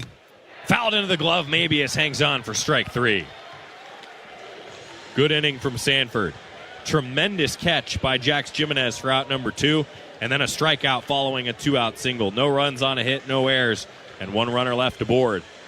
Sanford throws a 0. Oregon's down 4-1 as we head to the bottom of the third inning on the Oregon Sports Network from Learfield. Dear Friday, Toyota says, let's put good times in gear with the Tundra, Tacoma, and 4Runner. Want some cool available features? We've got power tailgates to power game days and a trailer backup guy that's the champ of the ramp. Heck, we might even cancel Monday. Toyota trucks. Find yours at Toyota.com. Toyota. Let's go places. Since 1894, the rivalry between Oregon and Oregon State has grown to a fever pitch. The 2025-26 rivalry series is in full force, and the action between the Ducks and the Beavers will be exciting. Year after year, the student athletes, coaches, and schools take great pride in being part of one of the longest rivalry series in the nation. The University of Oregon would like to thank Pacific Source Health Plans, Albertson Safeway, Toyota, and First Interstate Bank as being the proud partners of this year's rivalry series. Employers and Medicare eligibles, Pacific Source is the local health plan that does what's right, not just what's required. 4-1, Texas has the lead as we go to the bottom of the third inning. And I think it's fitting that Jax Jimenez leads off the bottom of the third inning for the Ducks. Makes a tremendous catch in the left field corner to retire Rodriguez after a battle of an at-bat from Rodriguez. Ducks ultimately won it with a great defensive play by Jimenez. Now it's the second time through the order against Riojas, and Jimenez leads it off for Oregon, followed by Angel Laya and then Ryan Cooney. Make a great play in the field. Oftentimes, you're up the next inning. See if the momentum carries as Jax Jimenez takes a fastball around the bill of his helmet. Well elevated, 1-0. And those are the type of momentum plays that can carry across an inning. And Jax Jimenez is somebody that was a real spark for Oregon yesterday. He got on base 5 times. 5 times. 35 straight games that he has reached base entering play tonight. And he looks at a strike. 1-1. You mentioned that to Waz in the Toyota Coaches Corner, and I was standing outside there with you when you were recording the interview, and he was kind of like, whoa, really? Yeah. 35 straight for Jax Jimenez. When he's had a plate appearance, he gets on. 1-1. High. Thought about it. Held up. Now 2-1. And I should clarify, the way that stat record pulls from the stat system is it's in games where he's had a plate appearance. Jax Jimenez, for a period of time, was starting in left field, and then Oregon would pinch hit for him before his first at bat. 2-1. Jimenez takes. Now 3-1.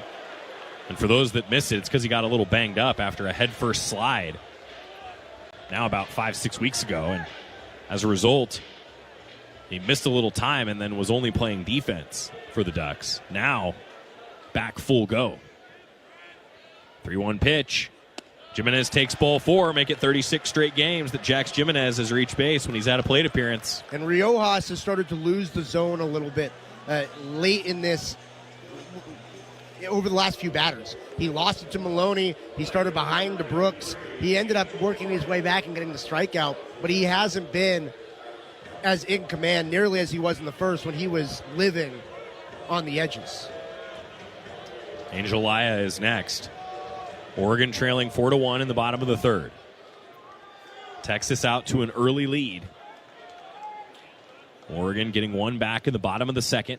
Now in the bottom of the third inning. Angel Laya takes a pitch up and away. And Riojas, again, starting out behind to Oregon. Second time through the order. Ducks trying to get something done against the Texas right-hander.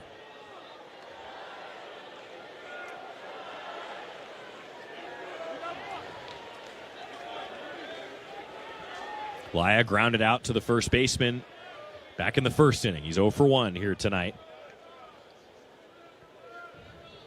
1-0 home. Laya, grounder toward the middle of the diamond. Could be 2. To the second baseman. Becerra steps on the bag, throws it wide of first base, but it bounces favorably for Texas back toward the bag, and Laya safe at first. That was so slowly hit actually off of Laya's bat that Becerra had to really hurry to try to turn 2. As a result, rushed the throw, and Laya beat it. Well, he had to really hurry to get Jimenez at second base. He did. I didn't think there was a shot that he was going to be able to turn 2 on that ball up the middle, especially with the angle of the way the middle infielders were converging on it. I think if Jimenez had a little bit more of an aggressive secondary, he could have really challenged that play at second. Yeah. Now it's Ryan Cooney with 1 out and a runner at first. Oregon down by 3 in the third. Righty versus righty. Riojas fires a strike. 0-1.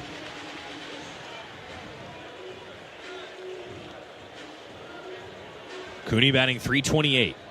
He has 80 hits this year, 8 of which have left the yard. Throw over to first. Back in with a head-first slide, Laya safe. And that was a play that Texas just put on. Over at first base, Larson took a few steps in like he was crashing. And then Riojas made the move, and Larson darted back. Trying to catch Laya off the first base bag. 0-1. High and tight. Cooney takes. 1 ball, 1 strike. We've been seeing that a lot in the major leagues this year, that type of first base moving, deke play, when they're not really holding the runner on. They got to be careful with that, because if the base is technically unoccupied, it's an out. 1 ball, 1 strike pitch. Cooney fouls it away to the right side. Bounces down toward the concourse. A fielder has to be in a very specific position around a base in order to classify it as an occupied base.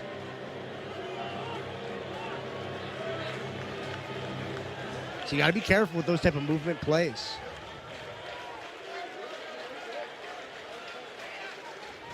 One, 2. Cooney fouls it to stay alive.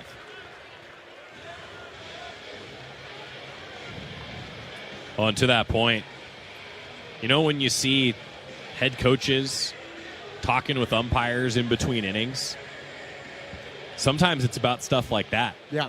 Where it's, hey, maybe can you just take it? Just look at that. Just take a gander. 1-2 home. Cooney, grounder toward the shortstop. Shuffling to his right, throw to second for 1. Becerra's turn, 1 hop to the bag, safe. Cooney hustling down the line, beats it out, but Laya retired at second. Back-to-back fielder's choices, retired at second base.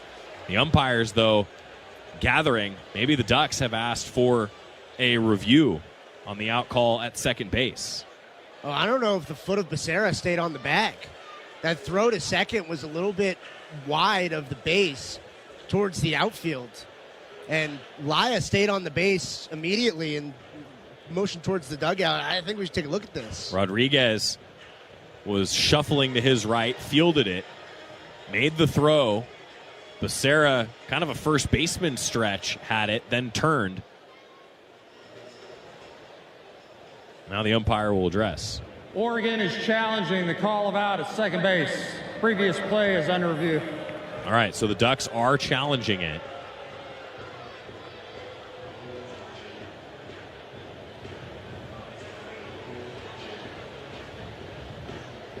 The challenge is the call at second. Cooney, either way, did beat it, so he's aboard.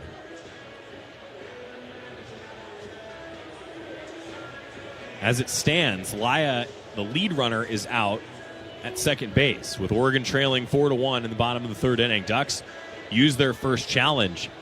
Oregon won 2 challenges yesterday.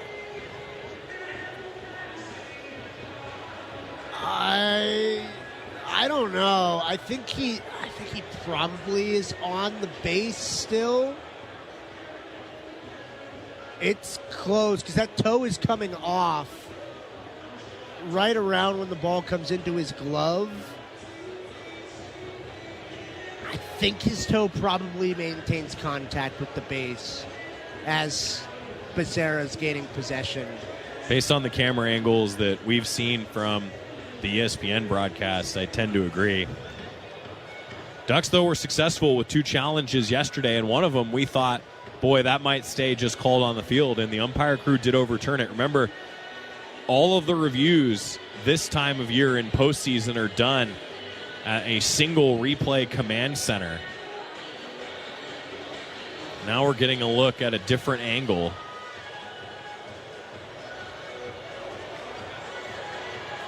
And I think that the call will stand based on what I'm seeing from that other angle. Yeah, I agree.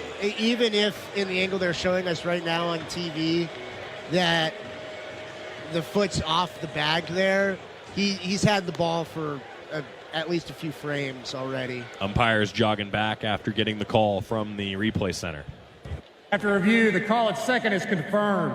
Runner is out. Oregon has 1 challenge remaining. So 2 outs with Cooney aboard at first and Drew Smith up.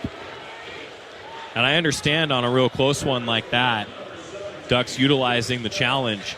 to try to have 2 runners on for Drew Smith, who has been one of the best hitters in all of postseason this year. Not just for Oregon. He is 8 for 14 coming into this at bat in postseason play. Agreed. And on a play that close, it's incredibly rare to use both your challenges in a game. Use it when you got it. Smith with a runner at first. Takes down and in. 1-0. Smith doubled to lead off the second inning against Riojas, who just dropped his arm slot a little bit to deliver that first pitch. Smith later scored a run for the Ducks in the second inning. Oregon trails 4-1 in the third. Smith, laser down the left field line. Stay hot, Drew Smith. Bounces to the corner. Cooney around third. He'll try to score. The relay, late. Drew Smith with another double. Oregon makes it 4-2. Ryan Cooney all the way from first scores on a Drew Smith rocket down the left field line. Drew Smith saw it really well. An off-speed pitch at the bottom of the zone, and he turned on it. He ripped it right over third base, and Ryan Cooney is fast going first to home. That's exactly what Oregon needs. Those are the type of hits that Oregon didn't get yesterday. This could be an offensive type of game. With the season on the line, you're going to need some big plays, and Drew Smith just waited back on a breaking ball and drove it. Drew Smith is now 9 for 15 with 5 runs batted in postseason play this year. Braden Jackson first pitch swinging. Grounder through the right side. Drew Smith around third. He scores. Oregon's within 1.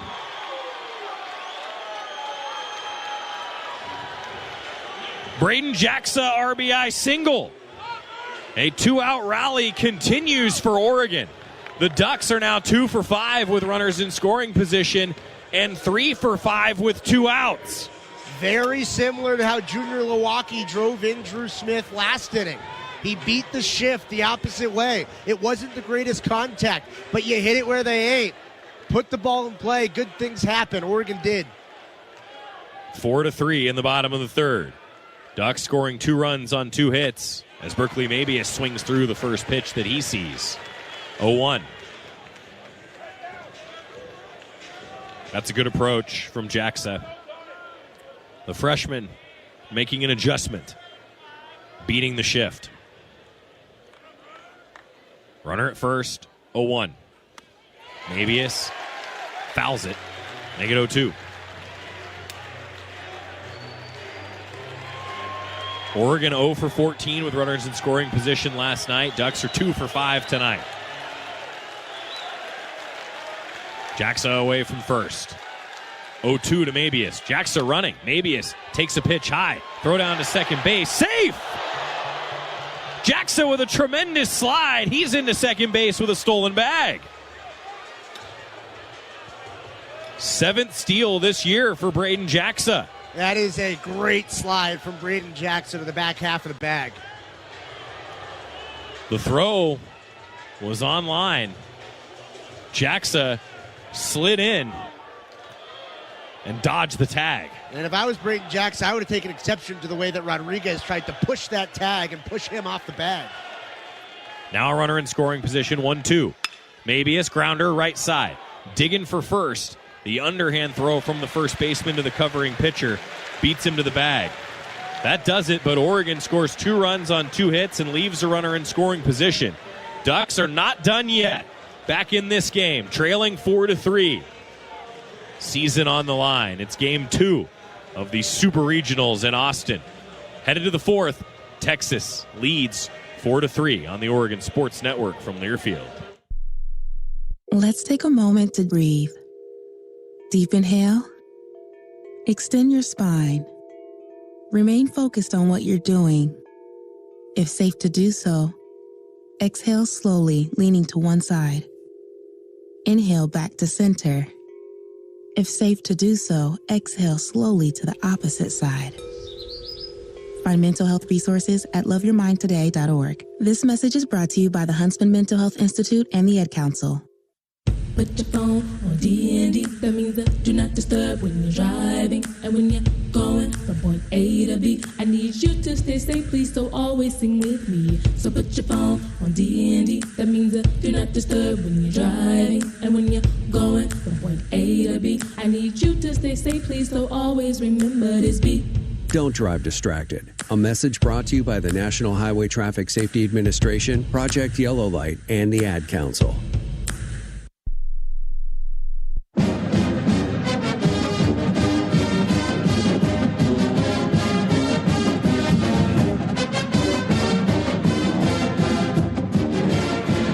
Oregon Baseball brought to you by Hoodoo Ski Area, your locally owned and operated destination for winter fun. A proud supporter of Oregon athletics. 4-3, Texas with the lead. Longhorns got out to a 4-0 lead. Oregon with 1 in the second, 2 in the third if chipped away. Season's on the line tonight. Ducks need to win to force Game 3 tomorrow. Texas trying to punch a ticket to the College World Series. And I think we're in for a good baseball game. As Will Sanford returns to the hill for the fourth, I'm Joey Mack, and here to tell you all about it, Ryan Milano. Thank you, Joey. 8, 9, and 1 due up for Texas in the inning. Casey Borba will hit against Will Sanford. And, Joey, isn't this just kind of the metal and the makeup that Oregon has showcased all year long? It is. There have been a few times, not many, but a few times where Oregon's been punching them out this year. Ducks have responded every time. Here's the first pitch of the inning. Sanford starts off Borba with a strike. I thought that last night, with mistakes made by Oregon, felt like the Ducks did not play their type of game. It was eerily similar to Game 1 at UCLA. The 0-1 pitch from Sanford just missed the knees. Looked pretty good. In that game, which was against the number 1 team in the country, 2 teams that were talking, we'll put it that way. Ball and a strike. Sanford misses down and out. Well, the Ducks lost that game 11-1.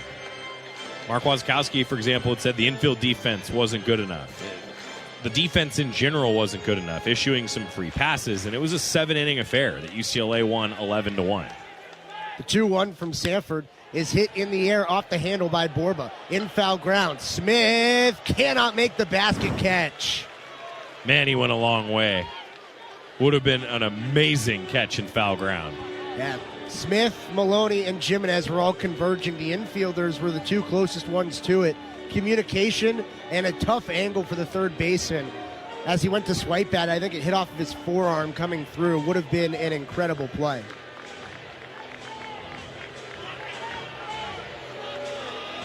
It is a strike, and the count turns to 2-2. Well, after that 11-1 decision in Westwood, Ducks responded. The 2-2 from Sanford is swung on and missed. He blew a fastball by Borba. Out number 1 in the fourth. It's the 7th strikeout for Will Sanford. 3 walks and some wild pitches, but 7 strikeouts. Will Sanford continuing to battle as he's now thrown 84 pitches in the outing, giving the Ducks everything that he has here. And he struck out 4 of his last 6 batters faced. After that UCLA loss in Game 1, Oregon responded in a great contest, winning 9-6. Pendergrass grounds the first pitch to second base. Cooney fields the worm burner and records the second out of the fourth. And UCLA, Ryan, in that game, you know what the score was early? I'm going to take a guess and say it was 4-3. It was 4-0. Oh, wow, 4-0. UCLA was up 4-0. They had outscored the Ducks 15-1. Texas had outscored Oregon 15-3 here. Yeah, it was 4-0 going into the bottom of the second inning here tonight.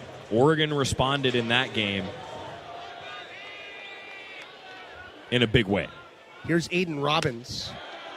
He watches just a bit low and away on a fastball.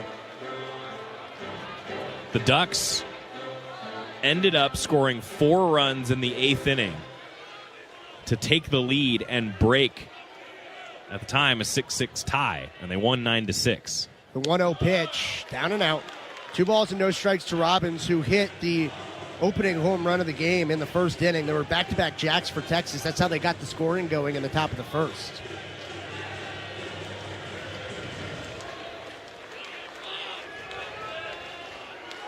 Two balls, no strikes. Sanford misses down, and he's behind Robbins 3-0, who walked in his plate appearance in the second. Against the number one team in the country at the time, the Ducks, after losing 11-1, responded to win 9-6, handed the Bruins their first Big Ten loss. The 3-0 from Sanford is away, and a 4-pitch walk puts a 2-out base runner aboard. 3 times that Robbins has been aboard. Now 2 walks to go with that home run. Now, Duck fans, though, who've been following us since that series, and it's about a month ago now, it was May 8th through 10th. UCLA did win 9-6 on Sunday.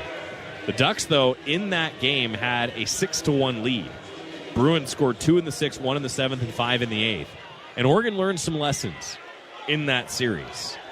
Some that I think really apply to this series. We thought so going in. I really think so here in Game 2.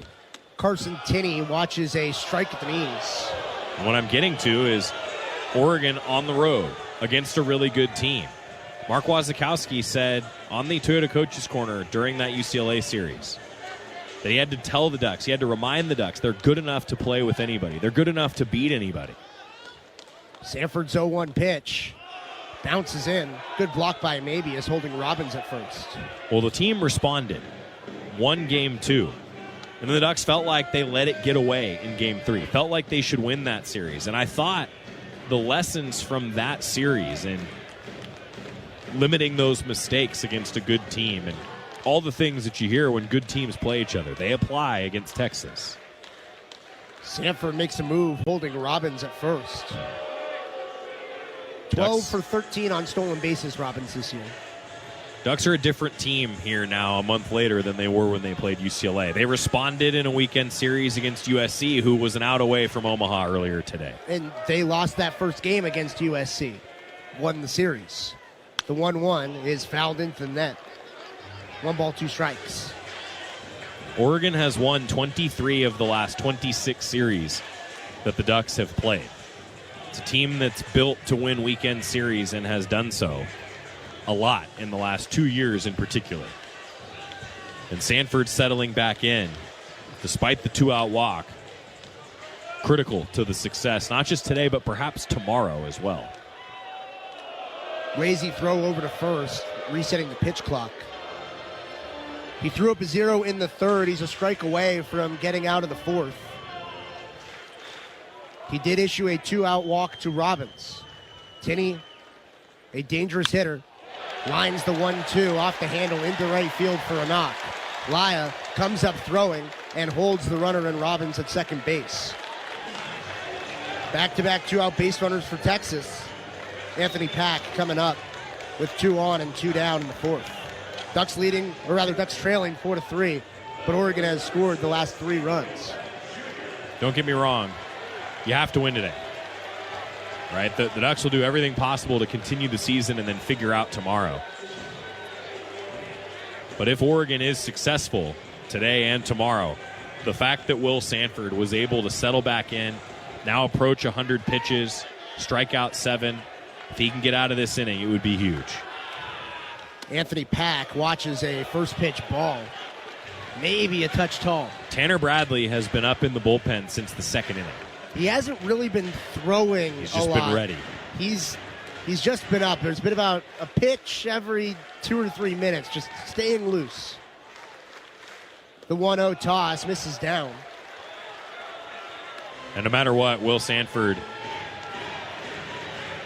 to get to this point, after Texas really ballooned the pitch count in the first and second innings, he was over 50 pitches through 2 innings. His pitch count per inning, 25, 34, and 20.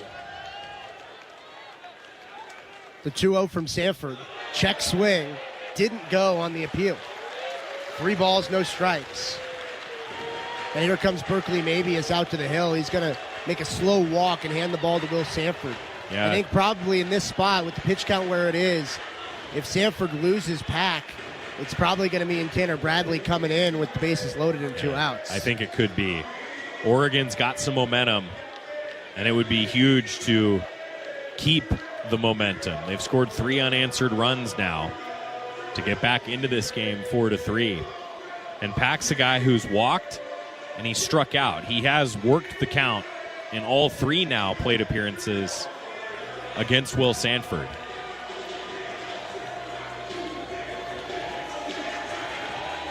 Sanford fell behind 3-0 to Robbins and lost him on a 4-pitch walk. Then a single from Tinney. His 3-0 pitch to Pack gets him back in the count. Good location, 93 at the knees. The top of Texas's order is particularly dangerous. They didn't produce yesterday. They have produced tonight. 3 balls and a strike. Sanford just missed away. Couple close pitches in the at-bat. Didn't get the call, and now the bases are loaded with 2 outs.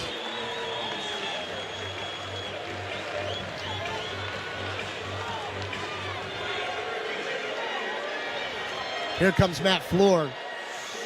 He's going to make a change on the hill. That was a close pitch.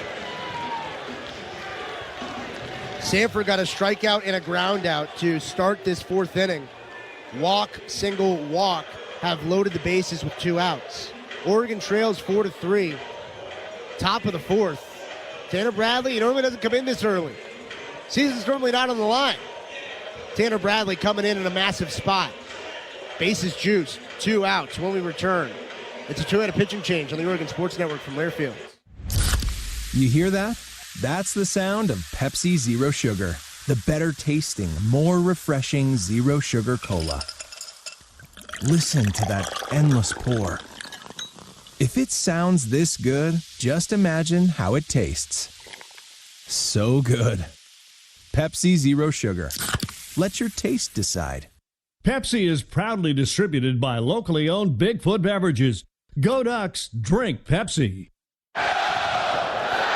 It's another great fall Saturday in Oregon. Friends, family, and football. Let's keep it great by making a game plan for getting everyone home safely. If you're drinking, take a quick time out and pass the keys to someone who's not. By designating a responsible driver, you'll make sure the whole team gets to keep playing. Because no day like this should end with a tragic loss for any family. Let's be in it to win it by saving lives together. Drive sober. It's the way to go.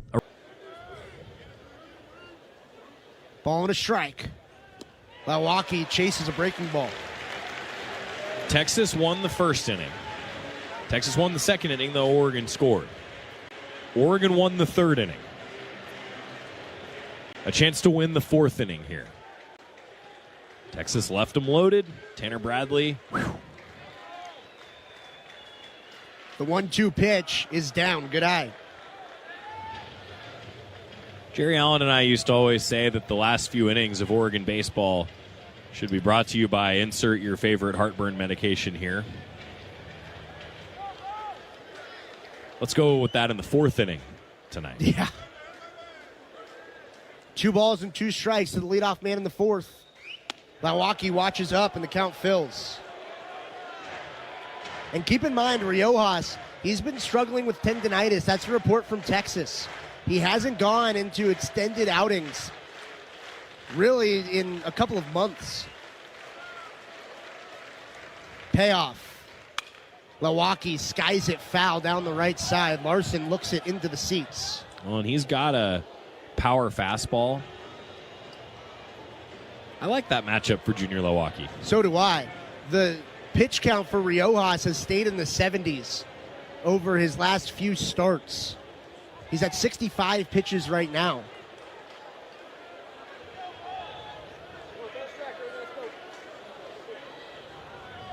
Another payoff to Milwaukee. Chases the high fastball. It was the power fastball. Milwaukee had its eyes get wide. Couldn't connect. 1 out in the bottom of the 4th.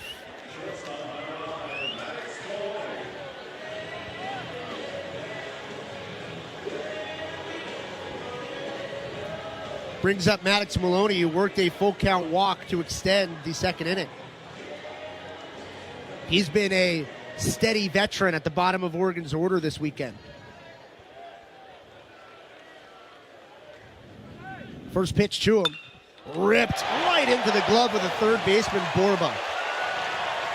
He hit it 102 miles an hour on the screws, and that's the second time this weekend that Maloney has crushed a ball and has gotten out.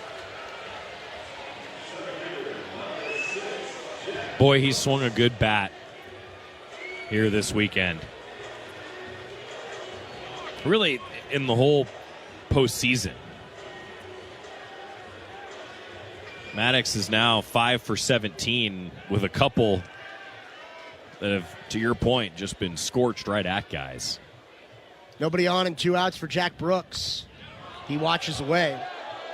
First 2 guys for Texas got out in the 4th inning, and they generated a massive threat in the frame. Oregon trying to produce some 2-out offense.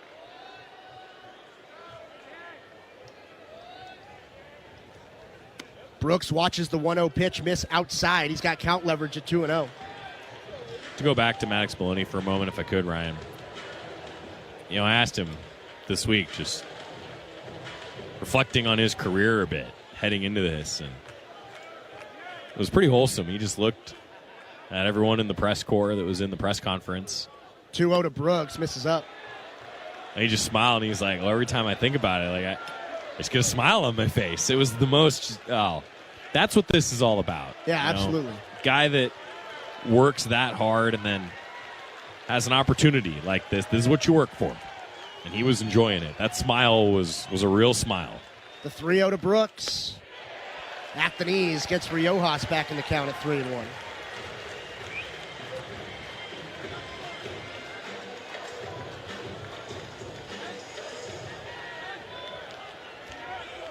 Still a hitter's count and leverage for Jack Brooks. He takes a swing through the 3-1 pitch. The count fills. 96 miles an hour on the fastball from Riojas.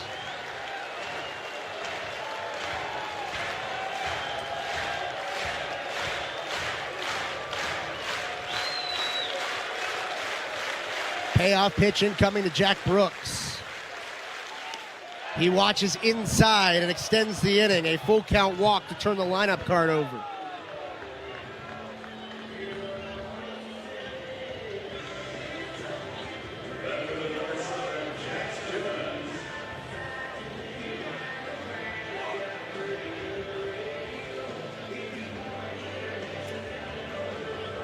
.73 pitches now. And a tough at-bat in Jax Jimenez coming up. He walked his last time up. Swings and drives one to right field, but he caught it off the end of the bat. Robbins barely has to move and retrieves the out. He hit it just a little high on the barrel, right into the crosswind. Timed it up pretty good, but it will end the 4th inning. Ducks strained a runner after the walk, and we're still at a 4-3 Texas leading score. Tanner Bradley to the hill for his first full inning when we return in the 5th on the Oregon Sports Network from Learfield. Les Schwab Tires has been proudly serving communities for over 70 years, and we've collected thousands of inspiring stories, like Brett on the way to his wedding when a flat tire left him stranded. The clock was ticking, his bride waiting. He made one call, and a Les Schwab service truck was there to save the day. Brett was back on the road and off to say, I do. At Les Schwab, we're proud to keep you rolling. Les Schwab Tires, our greatest story is yours. Stories are composites inspired by real customer feedback. Hey, Duck fans, it's a great day for a Duck game. We got a big party going, and Kenny Wheaton has joined the party. Whoa, the Ducks are going to need some refreshments here. There's a Dang Green IPA from Hop Valley in the corner of the cooler. It's selected. It's selected. Kenny Wheaton's going to pour. Kenny Wheaton's going to pour. Dang Green, the most incredible choice for a football game. The official craft beer of the Ducks is Dang Green. Hop Valley Brewing Company, Portland, Oregon. Please celebrate responsibly. This leads Oregon in Game 2 of the Austin Super Regional. It's the top of the 5th inning. Texas has 6 hits. Oregon has 4. Neither team has recorded an error. The Longhorns have left 6 aboard. Oregon has left 4 on base in this game. A reminder that Les Schwab Tire Centers are proud to support Oregon baseball, where performance and reliability shine, just like their top-rated tires. Tanner Bradley came in to keep it at a 4-3 score in the top of the fourth. He inherited the bases loaded with 2 outs. He threw 3 balls to Temo Becerra and then 3 straight strikes to strike him out. Now he's got Adrian Rodriguez, who watches a first pitch strike. Let's see if Tanner Bradley can give the Ducks some length.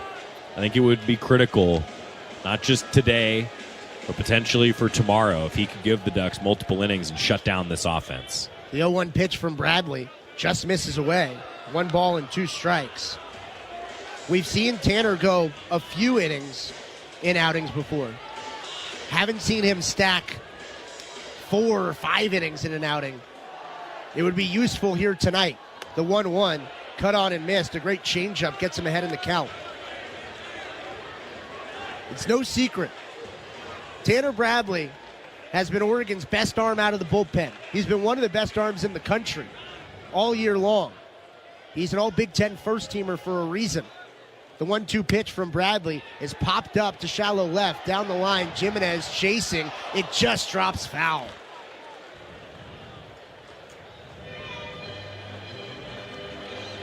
Just split the distance between Jimenez and Drew Smith.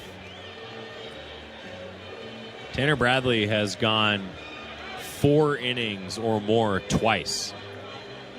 In his 3rd appearance this year, he went 4 1/3 against Arizona in that tournament. Gave up 3 hits, no runs. He walked 1 and struck out 9. Man, it would be great to get that Tanner Bradley tonight. Most recently, he went 4 innings against USC. Gave up 2 hits and 1 run. He walked 1 and struck out 5. Is that in the extra inning game? Yeah.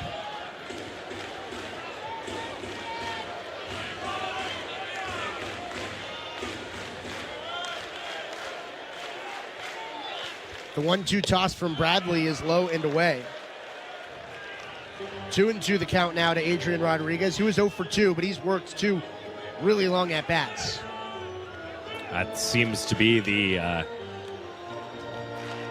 common result for Texas hitters.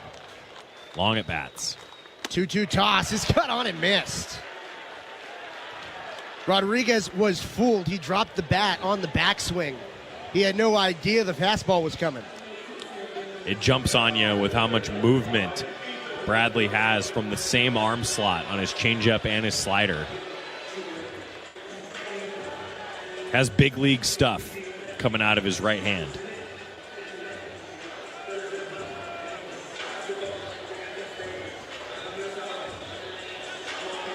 Ethan Mendoza is 1 for 2 tonight for the Longhorns. He watches a first pitch strike. The fastball located from Bradley.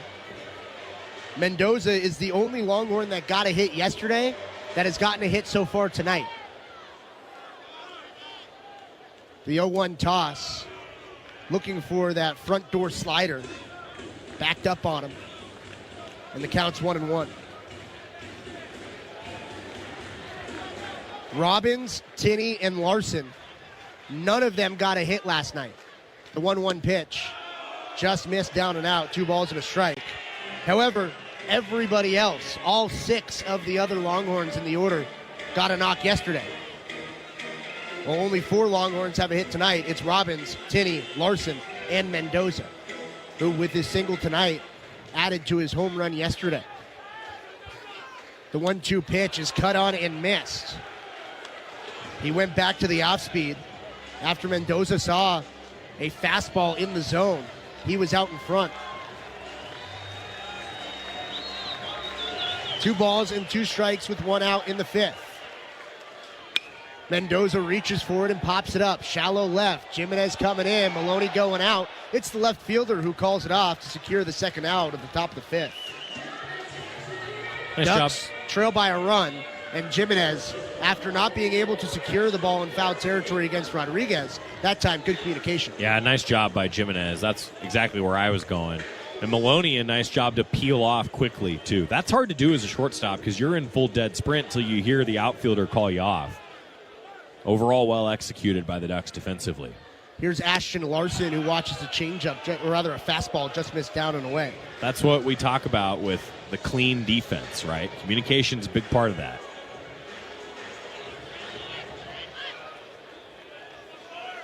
The 1-0 pitch from Bradley is outside. 2 balls and no strikes to Larson.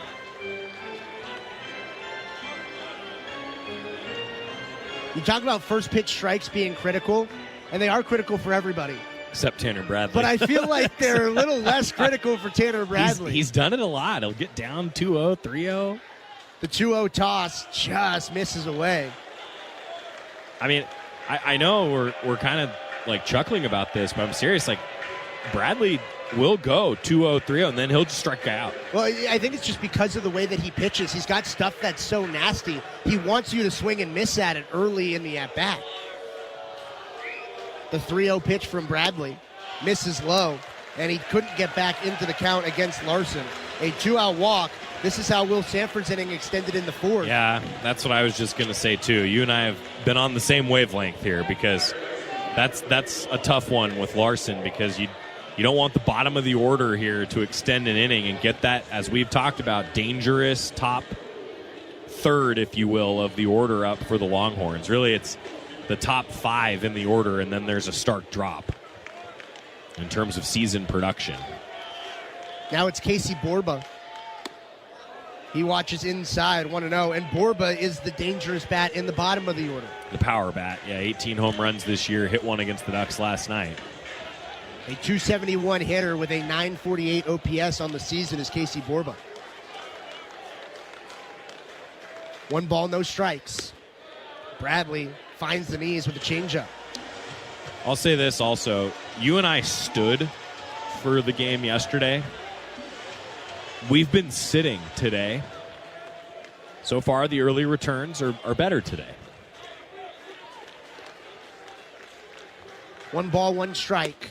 Borba swings and misses at a fastball, cutting in towards the hands. Sometimes you just got to sit in a different chair. Or sit in a chair. So the lower we go, the better it gets. Should we go like Jorgie style when it's a close football game and get under the desk? I might. That's what you're for. Call the game. The 1-2 toss misses inside and low. Fans, if you don't know what we're talking about, every now and then on like a 4th and 1 or on a field goal that's critical or whatever, Jorgie will turn away from the field or he will crouch down under the desk. And I remember jokingly we talked about it one time and he was like, well, I don't need to watch it. I know what happens because Jerry tells me. The 2-2 from Bradley misses away. Great block by Mabius. Man, stab by Mabius. You know, he just reached with that. A pick off the turf. I can only imagine how difficult it is. I have stood behind the bullpen catchers when Bradley pitches. I can only imagine how difficult it is to catch a guy with that much movement. Payoff pitch. Hits him. The changeup ran tight. It hit Borba. And now back-to-back free passes have extended this 5th inning for Darian Pendergrass. Yeah, and, you know, Pendergrass is a guy who's very patient. I'll bet you Pendergrass is taking a strike here. He's a guy that walked in the 2nd. He's a senior making only his 12th start of the season. Grounded out in his last at-bat. But in 6 plate appearances this weekend, he's reached on 4 free passes. That's what I was just going to say. He's been very patient. He's taken a lot in this series. And now here comes a visit on the hill.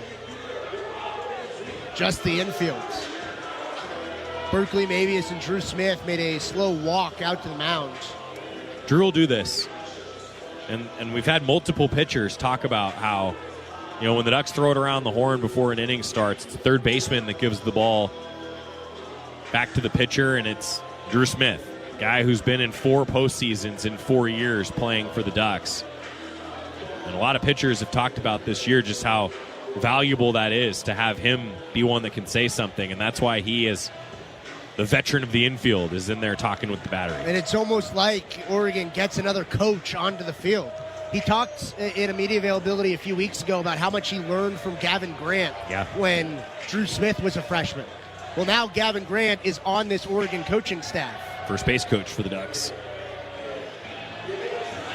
I wouldn't be surprised if Drew Smith, after a long, illustrious playing career is over, it finds his way back onto the coaching staff. Yeah, I could see it.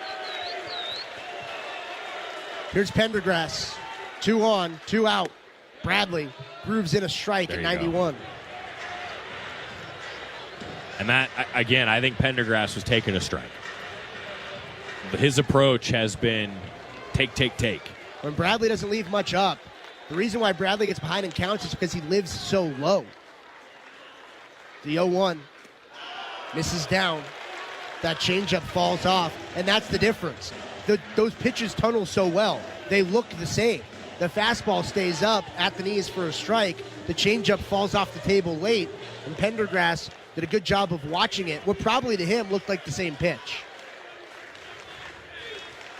The 1-1 from Bradley is at the knees for strike 2. He went back to the changeup, but he started it at the belt, and it dropped to the knees.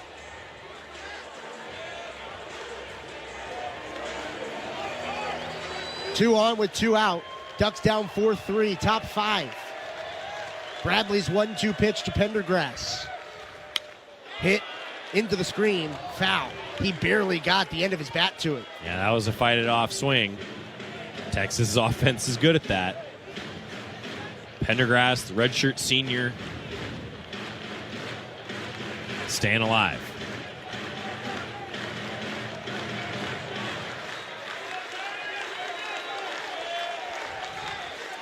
Another 1-2. Bradley just missed away. Ooh. Texas calls that a good take. I call that a real close pitch. Deuces are wild. The 2-2 is fought off. This time it was off the handle. That's now 33 pitches for Tanner Bradley. And this is where 2-out walk, 2-out hit by pitch after a long at bat. Now 2-2 fighting off pitches. It starts to balloon that pitch count for Bradley. Yeah, you mentioned how valuable a long outing could be for him. Another 2-2. Chopped back to the hill. Bradley fields. Underhand flip to first. Gets out of the inning. The 2-out walk followed by the hit by pitch straight into the board. It's still a 1-run game. 4-3. Oregon trailing. A chance to tie and potentially take the lead. Bottom 5 coming up. 2-3-4 due up for the Ducks when we return on the Oregon Sports Network from Learfields. This message is for Shauna, my mom who just finished her high school diploma. I wanted to say I'm so proud of you for finishing school. You taught me it's never too late to achieve your dreams. I hope to make you as proud as you have made me.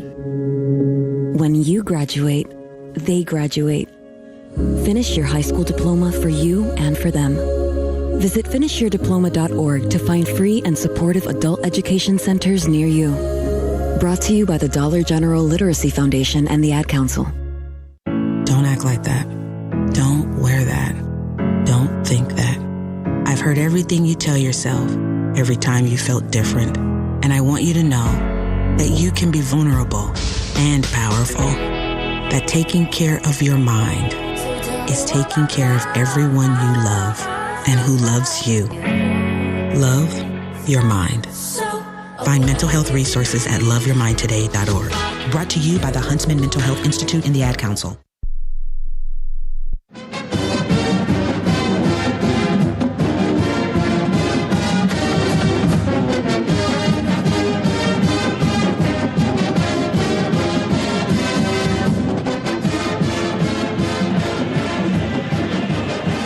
Four to 3 the score. Texas leads Oregon. The Longhorns scored 2 in the first and the second.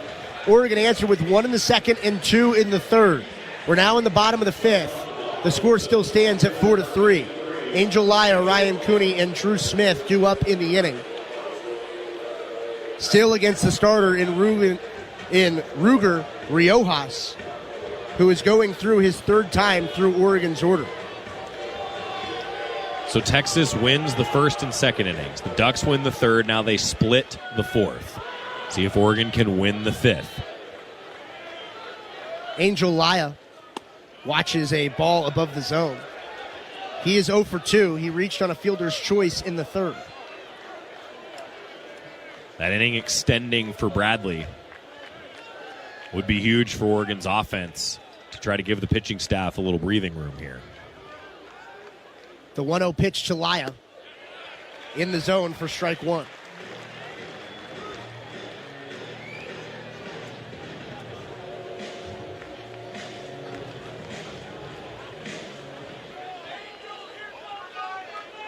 Riojas up to 76 pitches.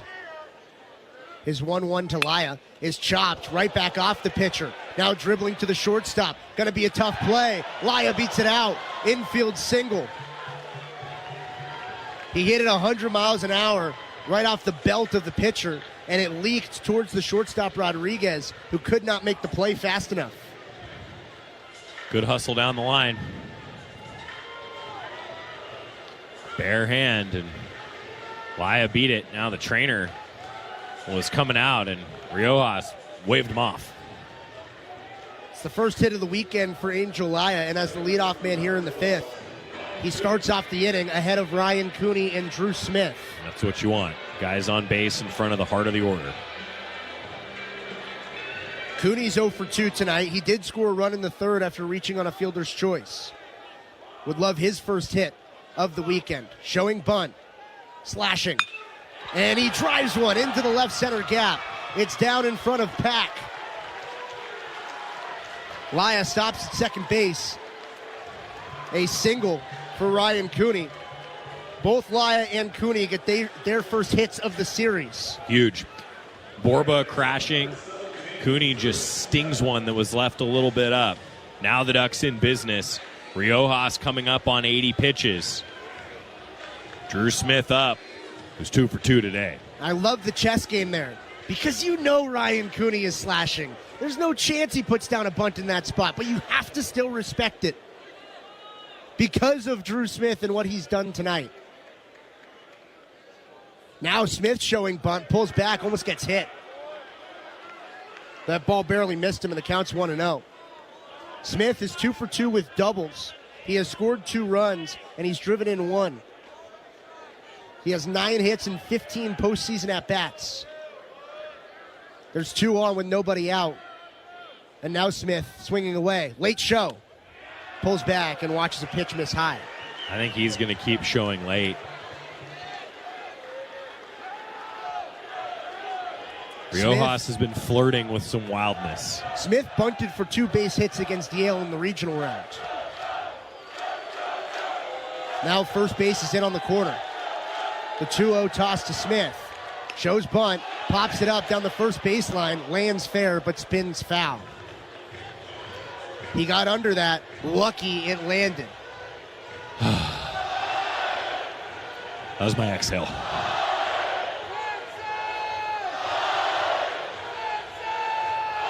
Tinney made a decent effort to dive for that ball down the third baseline. Curious now if the Ducks keep the bunt on. Oregon's been a team that they'll keep it on even with 2 strikes. The corners are in. Smith, early show. Will he slash? He stays on and puts a good bunt down third. Rojas off the hill, throws to first. Bang, bang play. Smith just gets thrown out. That was close. Well-placed bunt. Riojas, the only guy that could field that. And it's a successful sacrifice. Well executed by the Ducks. And now it's up to Braden Jackson. The Ducks were not good in these situations yesterday. They have been good here tonight. 2 for 6 with runners in scoring position. And now Jack Martyr calling timeout before this at-bat. Wants to talk with his offense. Ducks trailing 4-3 in a win-or-go-home game here in the bottom of the 5th inning. They just gave up Drew Smith on a sacrifice bunt to put 2 in scoring position for Braden Jackson, who hit an RBI single his last time up. Waz talked today on the Toyota Coaches Corner about the veterans. It feels like they've been here before. Got to get everybody else to believe that they can do it too. Well, now after yesterday, everybody's been here before. They know what yesterday felt like. What is today going to feel like for Braden Jackson? The freshman has been in the middle of Oregon's order all year. He's driven in 35 runs on the season. He's got 2 in scoring position, and he watches a first pitch ball miss low. And the coaches will tell you it's not just development from year to year. Sure, experience matters and off-season development, but sometimes the experience carries from day to day. The 1-0 pitch to Jackson. He watches just clip off the high and outside corner for a strike. Looked like 94 miles an hour was a little tall, but with a tall frame of Jackson, Travis Eggert, the home plate umpire, called a strike. 1-1. Jackson hits it hard just outside of third. Boy, he was on that off-speed pitch, pulled it just a little too much. One that I think Riojas left a little more elevated than he would like. 71 mile an hour, almost a palm ball.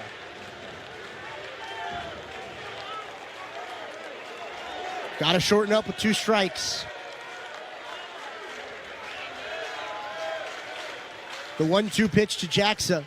He watches the spin down. Good take. Didn't get over aggressive. Lives to see now the 2-2 pitch. And with 1 out and runners at second and third, these are the situations that you can look back on in a game and say, hey, that's a critical spot to just get at least 1 here. Lift a ball to the outfield. It's a run. 2-2. Jackson chops it off his front foot. Will stay at 2-2. And especially with Texas, they've got their best relievers in tow. We haven't seen Sam Cozart, Brett Crossland, Ethan Walker. We'll probably see all of them tonight. This could be the last chance against Texas's starter. Try to give Oregon a lead before the bullpen comes in for the Longhorns. Another 2-2 pitch to Jackson. He watches high and tight, and the count fills. Berkeley maybe stands on deck with first base open.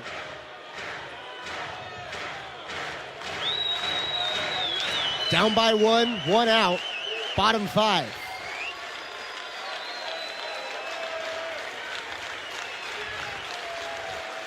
Payoff pitch. Jackson watches low and away. He works the walk and fills the bases for Berkeley Mabius. Didn't get over aggressive. It's a good approach.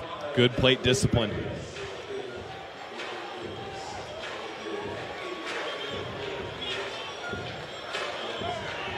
Berkeley Mabius is 0 for 2 tonight. Strikeout and a ground out to first base.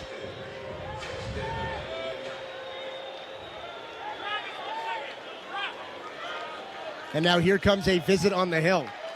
Pitching coach for the Longhorns. Max Wiener coming out, having a talk with Ruger Riojas, who is up to 89 pitches. He has not gone this deep into an outing since April 18th against Alabama. He threw 5 innings. He threw 99 pitches. He's gone through 4 1/3 here tonight. Hasn't gone more than 5 innings since March 26th.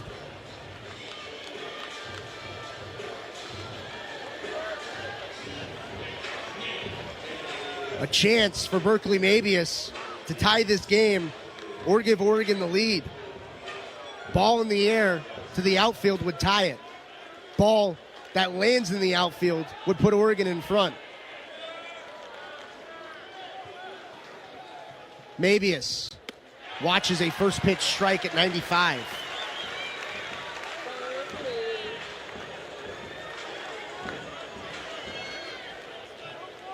Laya, Cooney, Jackson aboard. No balls and a strike. Mabius grounds it to the right side. It's gloved by Becerra. He goes to first, and a run will score. It's tied at 4. Grounded it to the 3-4 hole. There was no play at second. An RBI for Berkeley Mabius.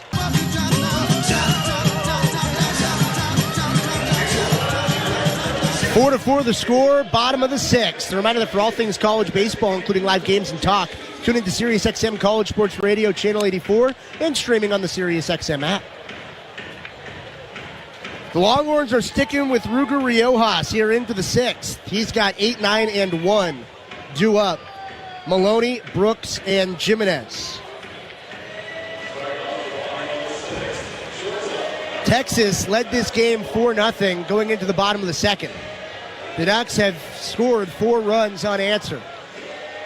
Oregon looking to take the lead for the first time in this super regional.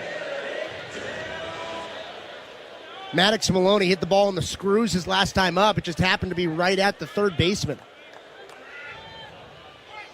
He watches a ball miss up.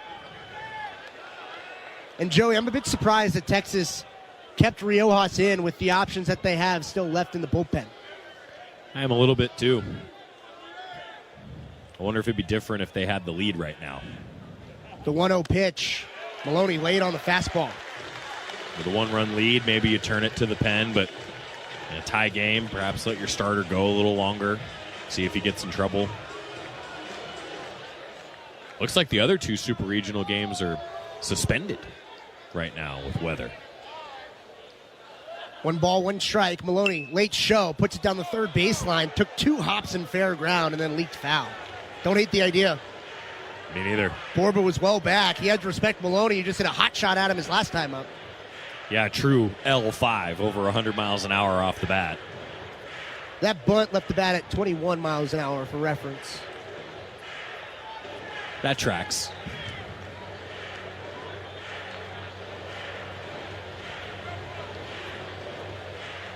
Maddox has been really good this weekend.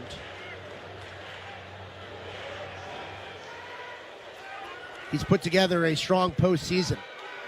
Trying to lead off this frame, the 1-2 pitch. He watches away. 2 balls and 2 strikes. Good eye. And Riojas, he's done this once or twice. He's lowered the slot on... Especially to righties. And on that, it's that slider pitch. It's the same pitch every time. The 2-2 to Maloney is outside, and Maddox works the count full. When we talk about Texas, they play a lot of long games. Oregon has been taking the Texas plate approach here tonight. Payoff. Maloney hits it well to right center field, ranging over Pendergrass. He makes the play in the alley, and there's 1 down in the 6th. Just extended the arms a bit. Just missed that one.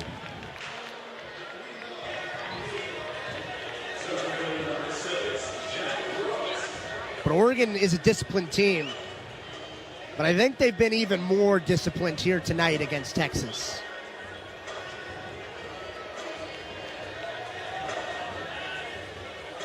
Riojas up over 100 pitches. They're really extending Riojas for the first time in a while. Here's Jack Brooks. He watches down and out. So on those other super regional games, Oklahoma, Kansas, and Alabama, St. John's, both those game 2s are suspended until tomorrow. The 1-0 pitch to Brooks is a strike. Alabama is leading 7-2. A win in game 2 punches the ticket for the Tide. And then Oklahoma is leading Kansas 8-1, and a win there punches a ticket for OU. The 1-1 to Brooks. Ripped down the left side. Fading foul. Deep into the corner. Just went foul by maybe 5 feet. Brooks barreled it up opposite way. Left the bat at 97 miles an hour.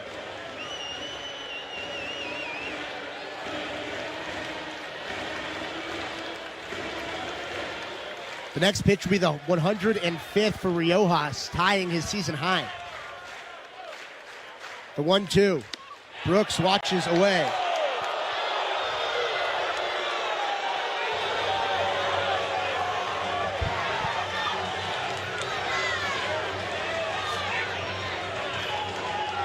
Brooks walked on a full count his last time up. He's forced Riojas to throw his fair share of pitches. 2-2. Brooks swings over the top of off speed. 2 down in the 6th after Brooks strikes out. It's the 7th strikeout for Riojas as the lineup card turns over. Now 4th time through the order. It looks like Texas is going to let Riojas go.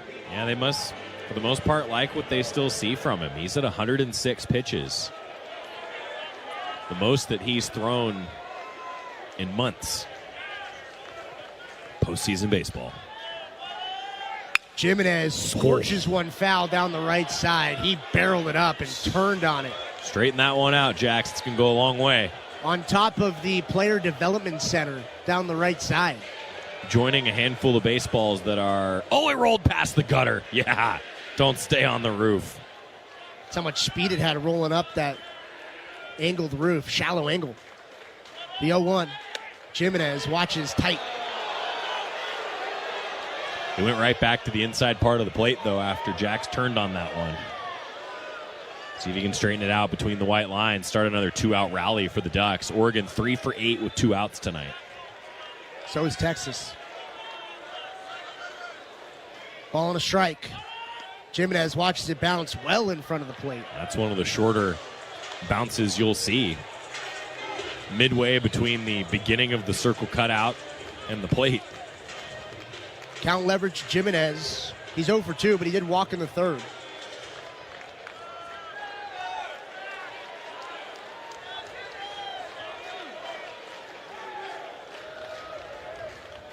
Two-one toss. Jax watches it bounce in almost the same spot. That one bounced so far in front of the plate and had such skip to it that Jax Jimenez could have done his Vladimir Guerrero and hit it on the hop. Well, I was going to say it would have been a cricket strike. Yes, it would have been. It would have hit the wickets.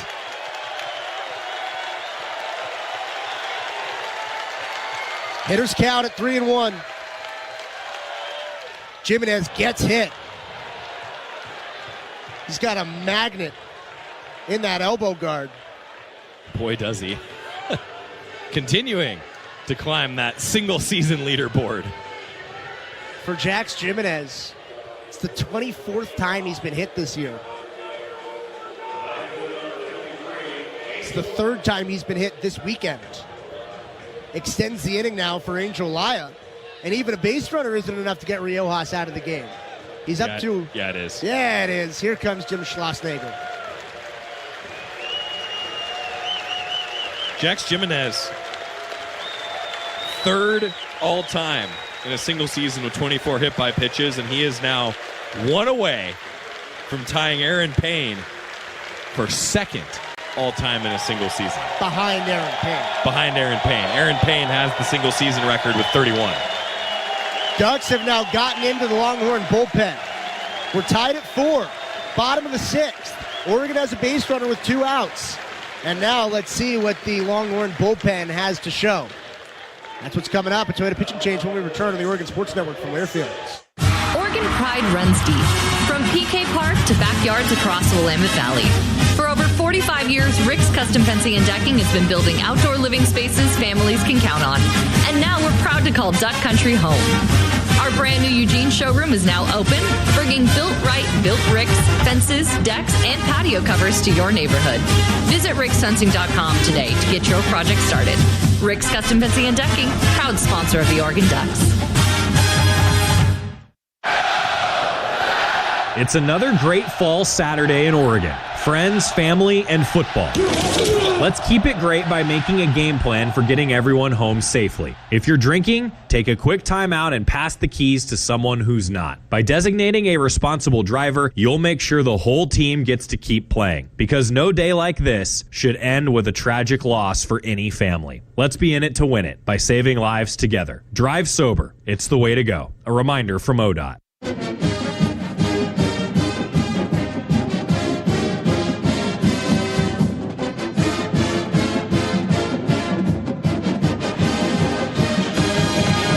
We're tied at 4 in the bottom of the 6th. Oregon has a base runner and 2 outs for Angel Laya, and Texas is going to the bullpen. A left-handed redshirt junior, originally from Walters State, wearing number 46. It's Ethan Walker. A 2.70 ERA and a 1-1 record in 23 appearances, but only 16 2/3 innings pitched. They've used him in short spurts mostly as a matchups guy. He's allowed 19 hits, 7 runs, 5 earned. He's walked just 3 and struck out 13. Opponents batting .288 against Ethan Walker. And I'm really curious to see how Texas deploys their bullpen. Me too. Jim Schlossnagle did say last night, he didn't disclose who they were, but he said, yeah, we're dealing with some injuries back there, so you got to throw what you got. I don't know who's injured. But it could inform why they went with Luke Harrison for an inning and a third yesterday. First pitch to Laya, he swings through a breaking ball. It is a funky submarine arm slot from Walker. Because Harrison, we figured, they didn't announce who was going to be in the rotation, but we figured based on the season, he'd be a guy that could start the Monday game if there is one. And that was the context of the question. The 0-1, Laya hits it in the air, down the left field line, fading foul. Count turns to 0-2. Walker's somebody that doesn't go deep into outings very often. No. Normally he comes in for just an out, and with his arm slot, he looks to be a lefty specialist. Yep. And the way that Laya swung at the first pitch, it's got to be tough to pick up. Yeah, he's often that matchup guy. Laya down in the count, 0-2. Throw over to first, holding Jimenez. Wouldn't be surprised if Jimenez was on the move here, especially in a 2-strike count. And with Walker, so far he's only thrown soft stuff. The 0-2. Laya picked up the breaking ball. 4 feet of break on that 76-mile-an-hour pitch.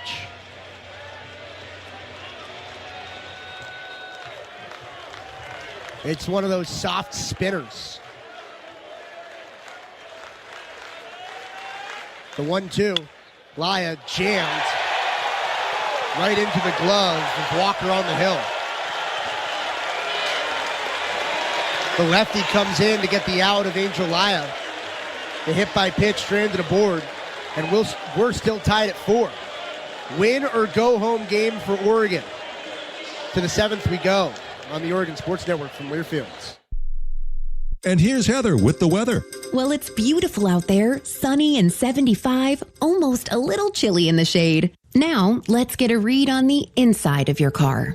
It is hot. You've only been parked a short time, and it's already 99 degrees in there. Let's not leave children in the back seat while running errands. It only takes a few minutes for their body temperatures to rise, and that could be fatal. Cars get hot fast and can be deadly. Never leave a child in a car. A message from NHTSA and the Ad Council. You took the first step and quit smoking, but even former smokers may still be at risk for lung cancer. That's why SaveByTheScan.org wants you to know about a new low-dose CT scan that can detect lung cancer early. It takes only 60 seconds and could save your life. You took the first step, now take the next. Visit SaveByTheScan.org for a simple quiz to see if you're eligible and talk to your doctor about screening. SaveByTheScan.org is brought to you by the American Lung Association's Lung Force Initiative and the Ad Council. I'm coming home to the place that I remember, back to the land of my first love. Would you spread wide your arms for this wayward son? I left my home. We're tied at 4. Top of the 7th, Tanner Bradley back to work for Oregon. Ryan Milano and Joey Mack with you. What a game this has been. What a game. When the season's on the line, you see some of the best baseball, and boy, that's been true here tonight. The Ducks and the Longhorns squaring off in what looks to be a classic here in postseason play.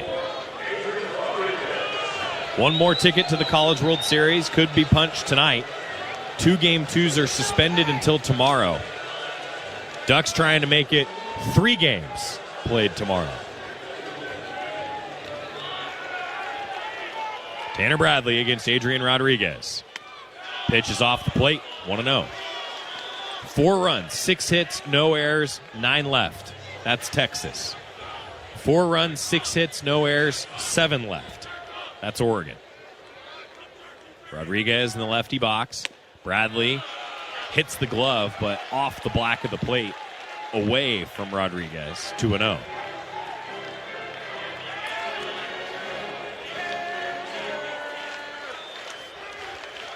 Next pitch. Hit in the air, foul left side. 2-1 now. Top 7.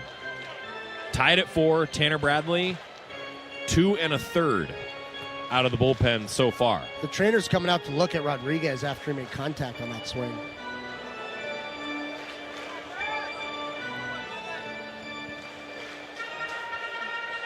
Ethan Mendoza is on deck. It's 5-6-7 for the Longhorns here. Adrian Rodriguez, he spoke with the media yesterday, and he said his hand is not at 100%. He had some type of injury a few weeks ago. 2-1. Off the plate. Yesterday, though, he was 2 for 3 with 5 RBI. Well, he said the hand injury has forced him to take less swings in batting practice, and he's had to make some mechanical changes. 3-1. Pulled on the ground, foul. Now full count.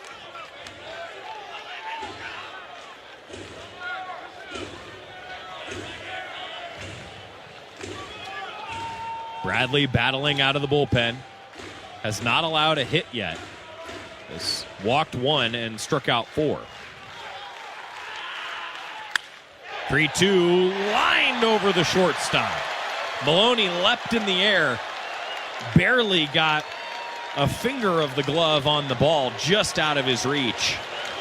And Rodriguez is aboard. Boy, Maloney was high in the air, just out of his reach. Line drive over the shortstop. Yeah, he got glove on it, just tipped off his webbing.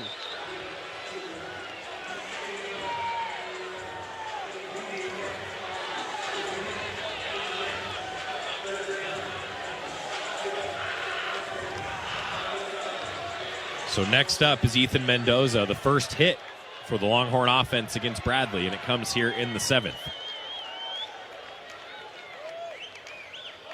Bunt put down, bounced up in the air, and it was foul. It hit Mendoza, but it was in foul ground.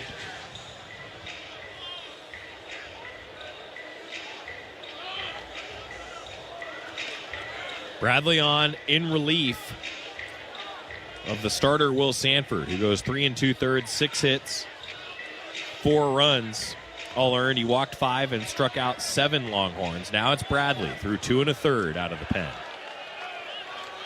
Texas now also into the bullpen.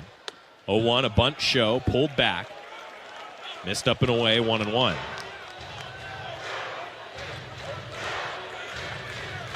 Riojas went 5 2/3, the starter for Texas.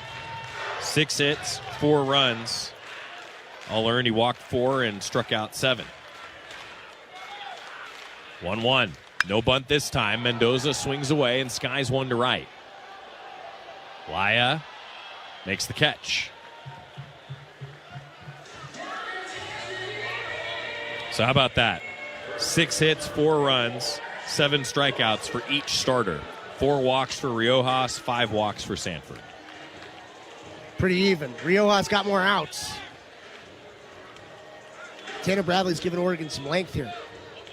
And it shows with the bunt attempt from Mendoza in that at-bat, the mentality of Texas here.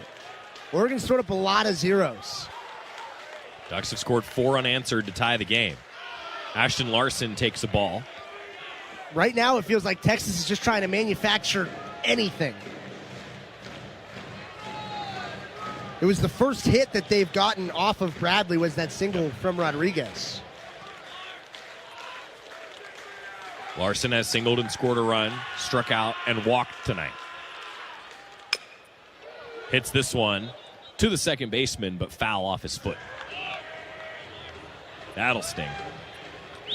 Ryan Cooney was ready to turn two. Hit off his foot and redirected all the way over to the second baseman.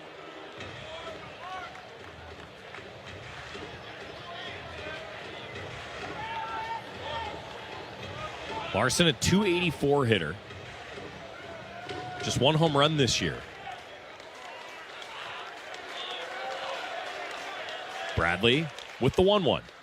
Skipped in, rolls away from Mabius. He thought he had it in his glove, but it rolled behind him. And Rodriguez is now in scoring position. Tough break for Berkeley Mabius. He leapt up, thought the ball was in his glove, was going to make a throw to second, and then realized that it had fallen out of his leather. He blocked it, turned his glove the other way. Blocked it, thought it was in the glove, and it had bounced out. And man, Rodriguez is lucky that it did bounce out because Mabius would have gunned him. Yeah, had him dead to rights with the way he leapt out of that squat. Rodriguez, though, gets to scoring position on a wild pitch. Larson fouls it right around the feet of Mabius. 2 balls and 2 strikes. Casey Borba is on deck. A power threat in the bottom third of the Texas order. The junior hits 8th. He homered yesterday. 2-2 to Larson. Up and away. Ball 3.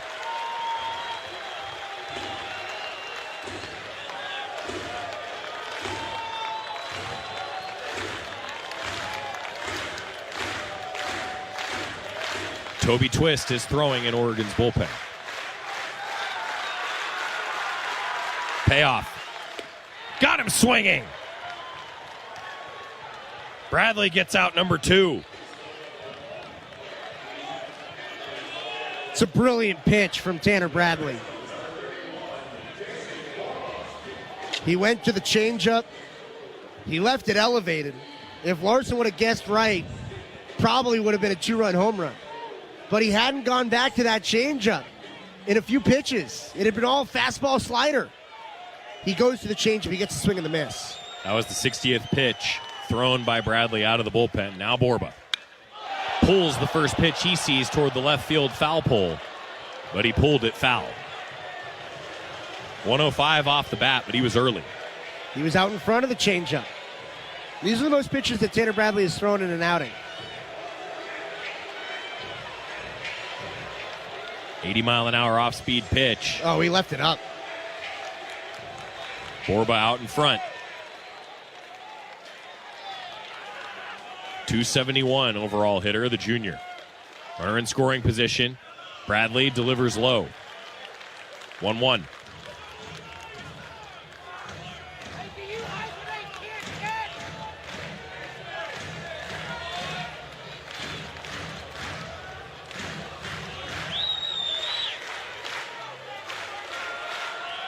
Bradley checks the runner.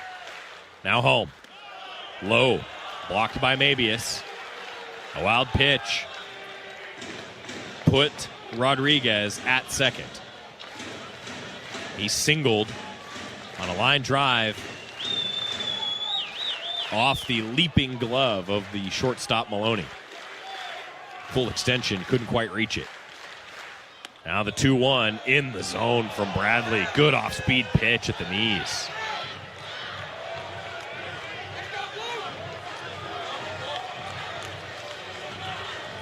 Two outs. Runner at second. 2 balls and 2 strikes in the top of the 7th. Borba will wait as Bradley throws one into shallow center field. Rodriguez will advance to third. An errant pickoff throw. And now more pressure on Mabius behind the plate for the Ducks. A wild pitch could score a run. It's the first error of the series for either team. Bradley hoping his next pitch eliminates the mistake. Borba digs into the righty box. 2 balls, 2 strikes, 2 outs. Runner at third. Borba fists one in the air. Caught by the shortstop Maloney. Runner left stranded at third. No runs on a hit, an error, and the one left on. It's time to stretch. Still tied at 4 on the Oregon Sports Network from Learfield. Wherever you are in life, once a duck, always a duck. That's OCCU.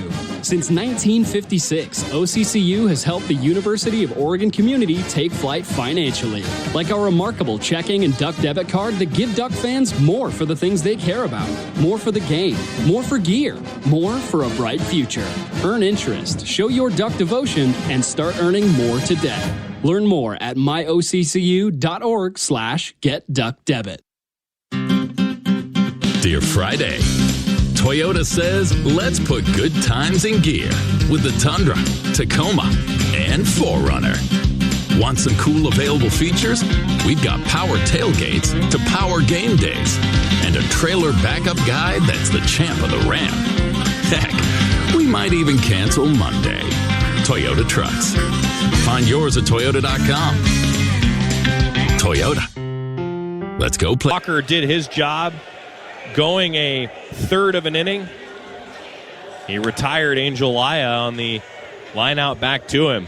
And now a familiar arm on the hill facing the Ducks in number 67, Brody Walls. A 6-foot right-hander, a 200-pound freshman from McKinney, Texas, enters the game for the second time in as many days. 29 2/3 innings pitched on the season to a 5.46 ERA. 2-0 record for Walls, making his 18th appearance out of the pen.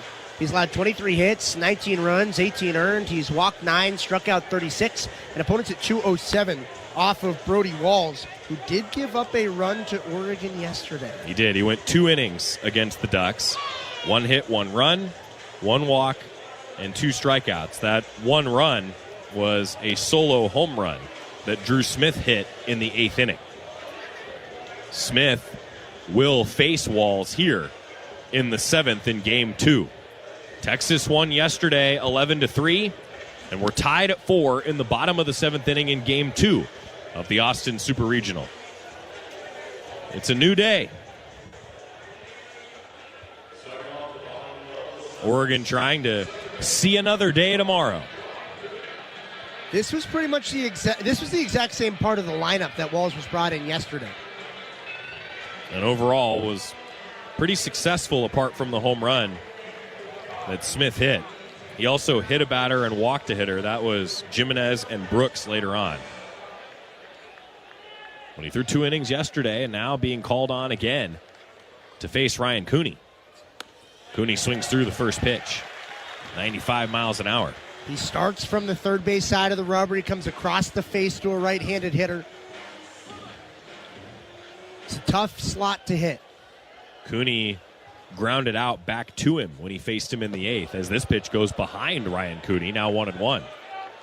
Yeah, Cooney grounded out right back to Walls.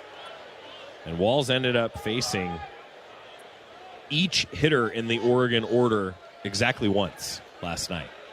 So everybody's seen him as he enters the game in the bottom of the 7th inning in Game 2. 1-1. Cooney takes 2 balls and 1 strike. Jim Schlossnagle, if you're just joining us, Ryan mentioned, talked in his press conference last night that Texas is dealing with some injuries to the pitching staff. He wouldn't say who.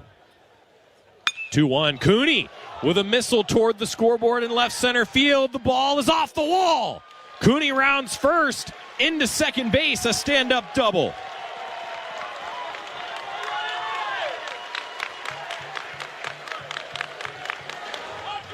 Great piece of hitting by Ryan Cooney, and that ball didn't miss, leaving the yard by much.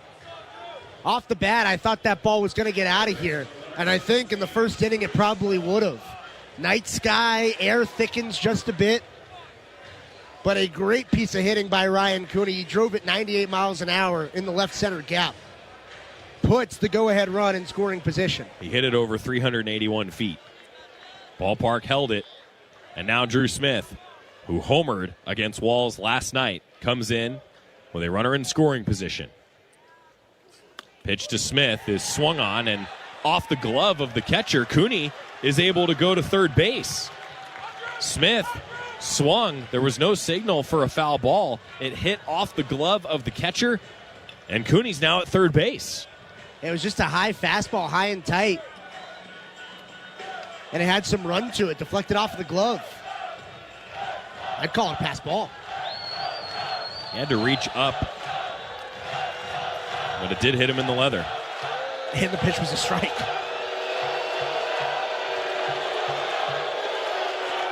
Delivery in the zone to Smith. So that makes it 0-2. Yeah, Smith chased that up and in pitch. It just hit off the leather. Here we go, 0-2 with a runner at third. Smith takes the ball. 1-2. They call it a wild pitch.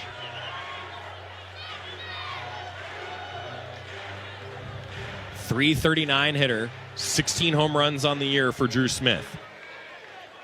Very productive today. A couple of doubles and a sacrifice. 1-2. Smith caps one off the end of his bat foul toward the Texas dugout to stay alive. In postseason play, Drew Smith now 9 for 15.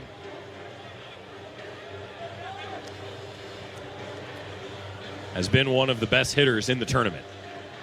Could use him here.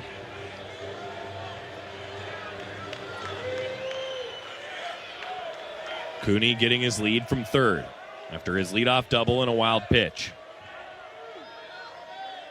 And Jim Schlossnagel is coming out asking for time. Usually, he's the coach that does mound visits. It's the pitching coach for the Longhorns and Max Wiener that generally does visits, but Coach Schlossnagel is making a change. Drew Smith in a 1-2 count after a foul ball will face a new pitcher. I don't think I've ever seen this before. Here we go. A new arm. In a 1-2 count. Introduce the new Longhorn on the hill when we come back. It's the bottom of the 7th inning. We're tied at 4.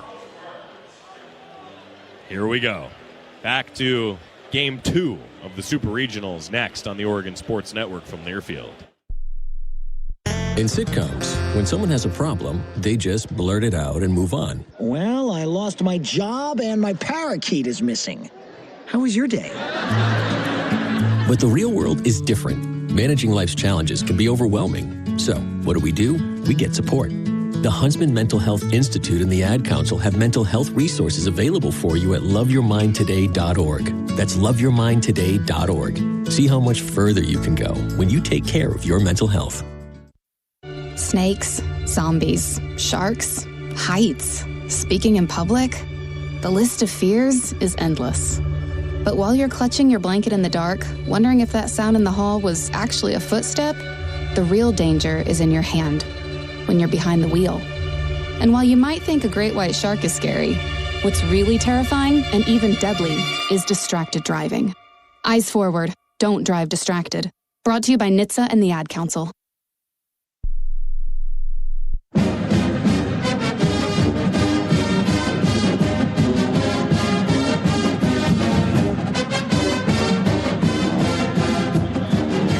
So Texas makes a change on the hill. It's a 1-2 count to Drew Smith. And another familiar face on the hill for the Longhorns in number 45, Thomas Burns. Right-hander at 6'3", a 240-pound junior from the state of Wisconsin, a transfer from Arizona State.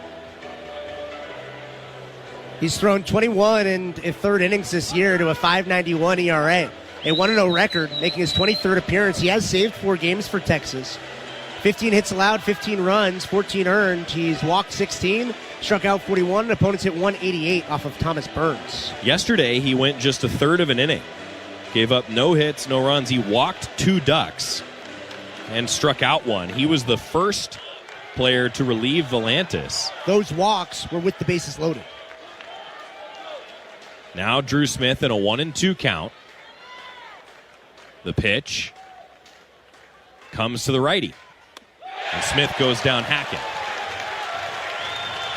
So a strikeout between two pitchers brings up now Braden Jackson with one out and a runner at third. And I got to give Texas credit. It's a complete different arm slot and delivery.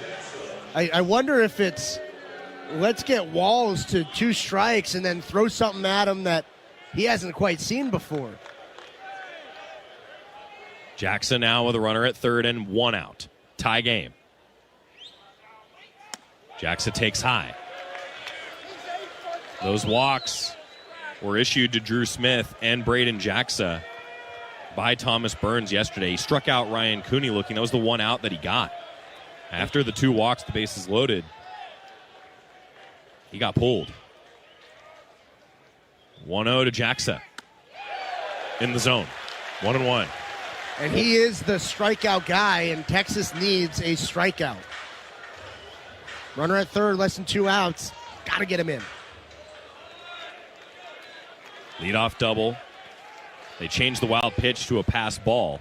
Now a strikeout. And then 1-1 here to Jackson. Takes a strike. 1-2. Infield is now in for Texas with the go-ahead run at third base for the Ducks. Oregon has scored 4 unanswered, trying to make it 5 to take the lead in Game 2 of the Super Regionals.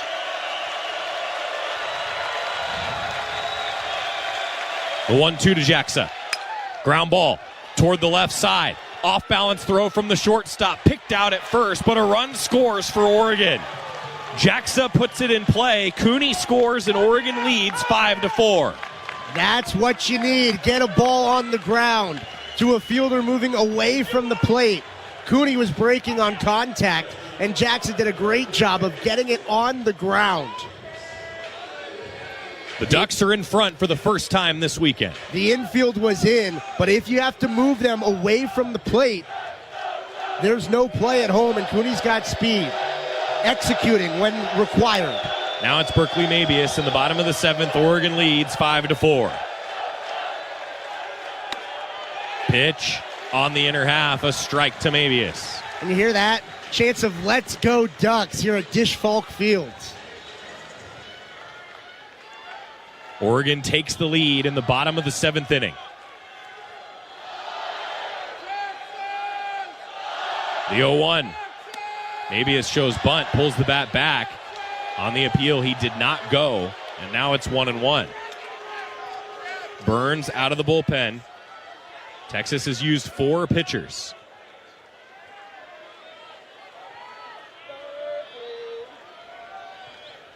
One ball, one strike pitch. Mabius takes a strike at 96, 1-2.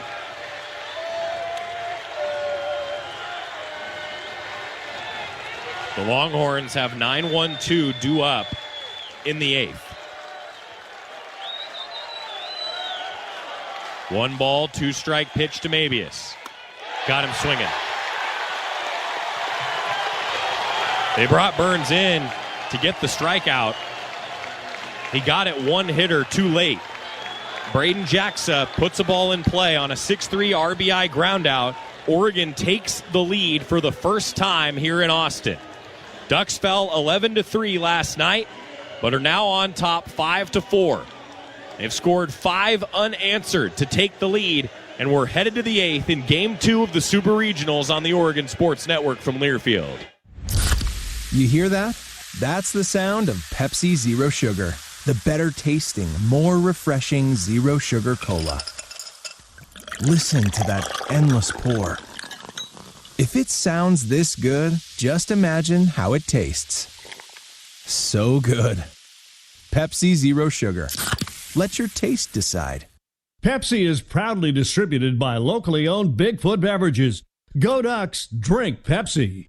Today we're going to talk about deep breathing, something we all need to do more of, especially when you're getting ready to call your health plan and deal with one of those automated phone trees. You know how it feels to get into an endless phone loop when you just have a simple question that could take 2 minutes or less, and then pretty soon, you've lost your zen. Shouldn't your health plan help you reduce stress? That's why you'll talk to a real person when you choose Pacific Source Health Plan. Tranquil. In the top of the 8th of a win or go home game in the Austin Super Regional.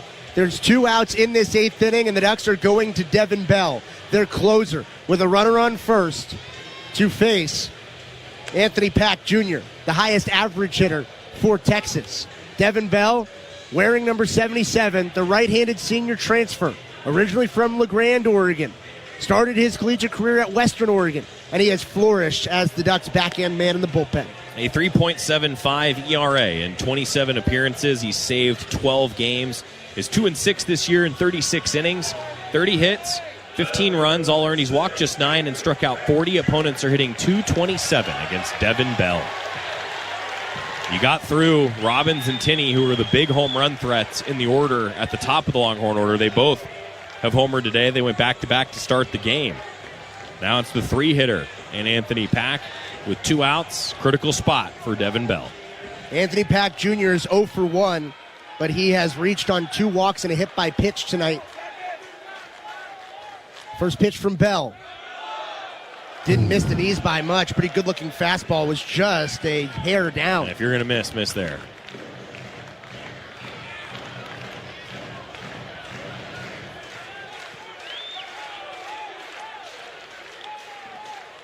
The 1-0 pitch. Pack swings through, strike 1.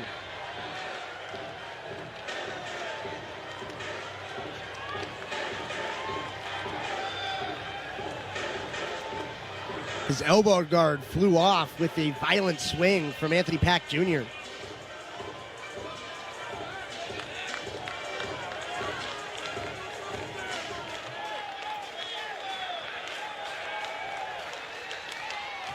Ball and a strike. Bell misses, and it hits Pack. It ran tight and clipped his back foot.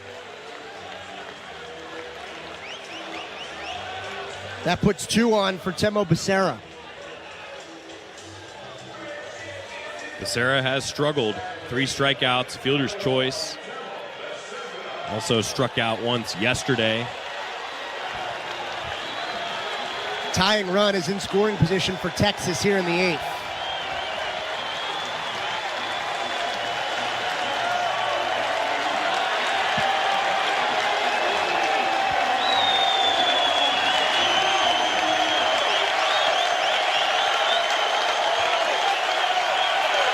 First pitch from Bell.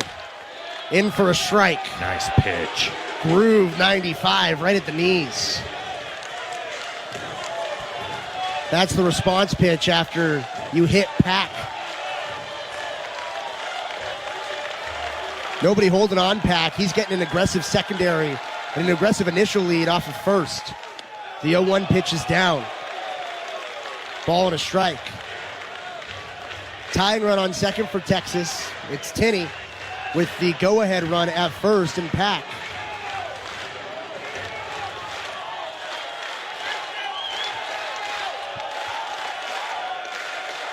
The 1-1 from Bell.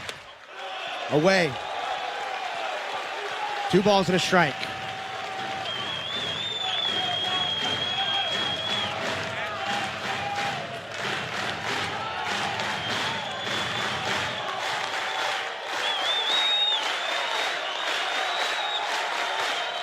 Bell's 2-1. Late on it. He fouled it down the right side. It was late on the off speed. Recognized that it was elevated a little bit late. Can Bell extinguish the fire here in the 8th? Keep the lead in the Ducks' hands. His 2-2 toss. Chopped back to the hill. Gets past the mound. Smith charging. Doesn't have a play. Infield single for Becerra. Bases are loaded. Veteran decision by Drew Smith. That ball was so slowly hit on the chop. Becerra digging for first. I think even a perfect throw at 130 miles an hour doesn't get the runner at first. I think that's a really veteran play from Drew Smith to not force that. It's feeling a lot like the 4th inning. 2 quick outs in the 4th, and then Texas loaded the bases with 2 down. Tanner Bradley got out of it. 2 quick outs here in the 8th, and now Texas has loaded the bases with 2 down. And now Troy Tulowitzki calling a timeout for Texas. He wants to talk things over with Adrian Rodriguez. Rodriguez has been a tough out in this series. He really produced yesterday, and even though he's 1 for 4 tonight, he has fouled off many a 2-strike pitch. And he was the hitter that Jax Jimenez made a tremendous catch against in the 3rd. Even when he's been out, he's been tough, to your point. Even on his 2 strikeouts, he fought off a few 2-strike pitches. Yep.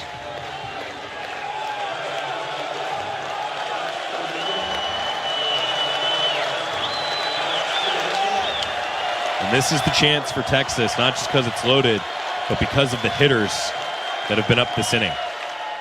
First pitch from Bell, misses low. As we get into the bottom of the Texas order, like with a lot of teams, the production does drop.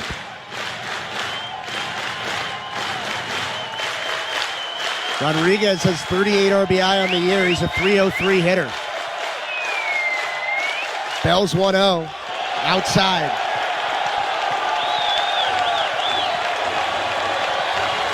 Well, now an advantage for Rodriguez. He can just sit probably on the fastball and try to drive something. Taking a couple close ones. 2-0. Down. 3 balls and no strikes and nowhere to put them. Tinney, Pack, and Becerra fill the bases for Texas.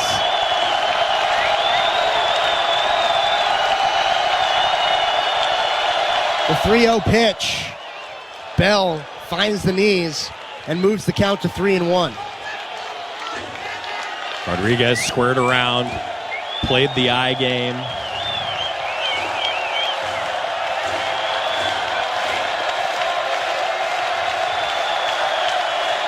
The 3-1 pitch. Line past the dive of Smith and down the left field line. A run comes in for Texas.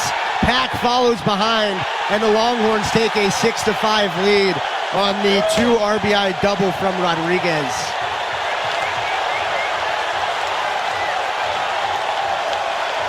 All of Texas's production here in the 8th has come with 2 outs.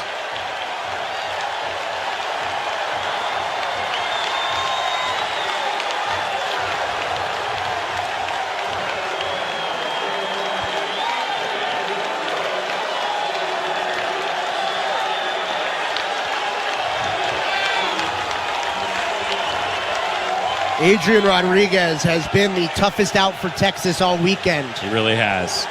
He just came through in a big spot. Give him credit on a nice approach. Let that ball get deep and then went the other way. Here's Ethan Mendoza.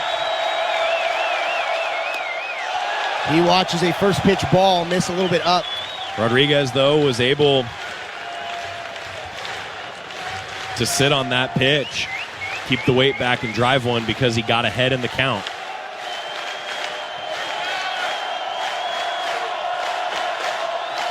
The 1-0 from Bell. Low and away. 2 balls, no strikes.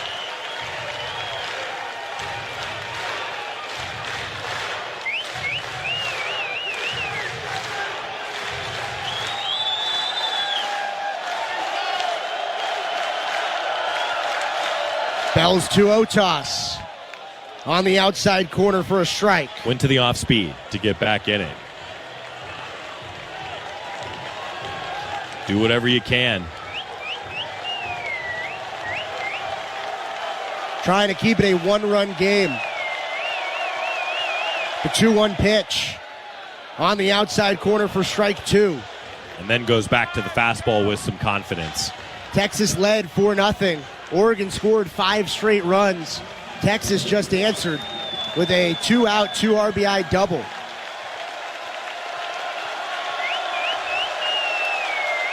The 2-2 pitch. Just missed. 3-2. I think a little tall.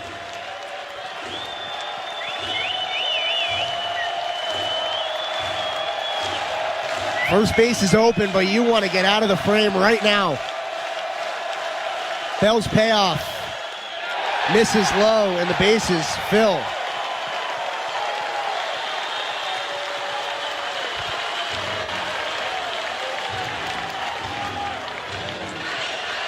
Twist started the inning. He got 2 quick outs, then a walk. Devin Bell came in behind him, hit by pitch, single, double, walk. The Ducks have now matched yesterday's free passes with 11. And now a meeting on the hill between Drew Smith and Maddox Maloney with Devin Bell. Berkeley Mabius wasn't a part of it. It was the veterans on the left side of Oregon's infield.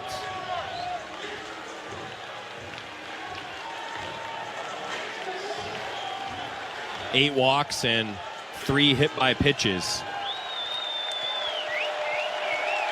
That's the same total as last night. Here's Ashton Larson.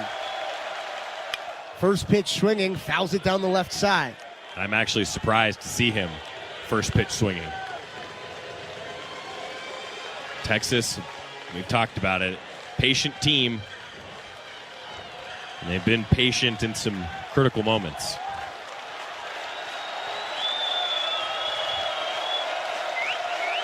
No balls and a strike. Bell misses low.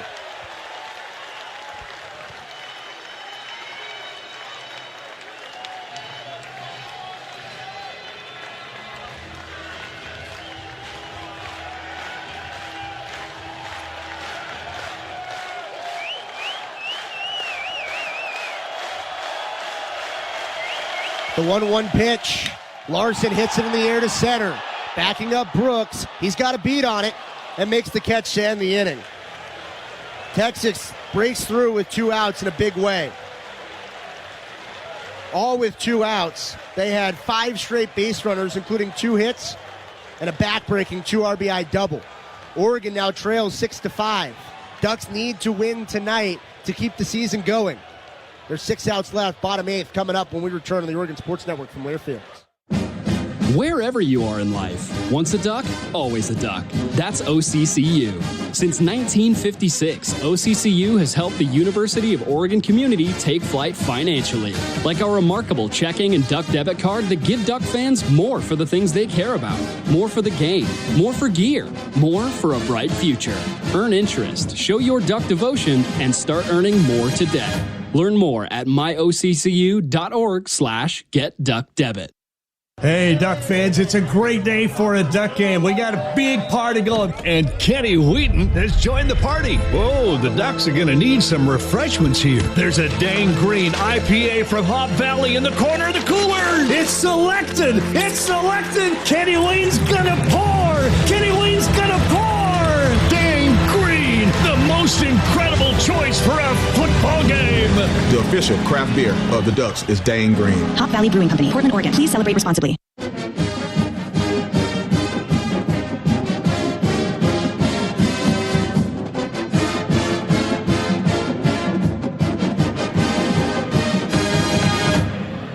Ducks trail 6-5, bottom of the 8th inning. Junior Lawaki, Maddox Maloney, and Jack Brooks coming up, and they're going to face the best arm out of Texas's bullpen.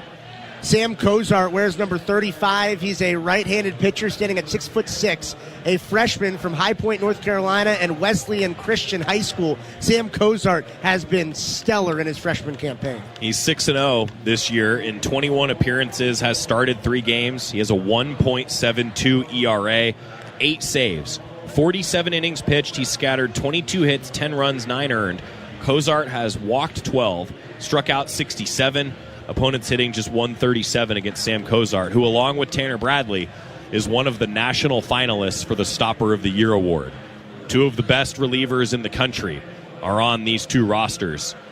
That gives you an idea of what Sam Cozart is capable of. He's in the same conversation as Tanner Bradley nationally for best reliever in the country. That's who Oregon's got to hit, and They got to get it done now. They're calling on him for a 6-out save for Texas. He has had a few saves of multiple innings, but all of those scores have ballooned late.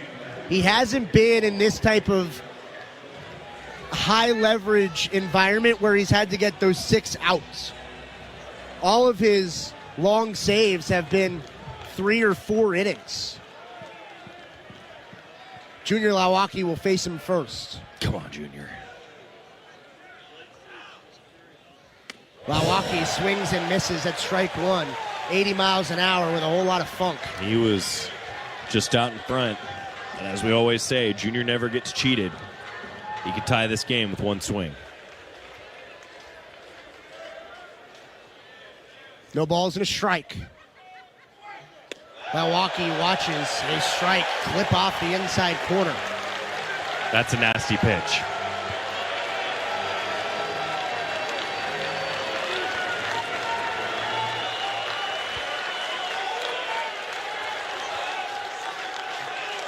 Milwaukee down in the count 0-2. Junior checks his swing, doesn't go on a pitch that missed down. He watched the fastball miss low.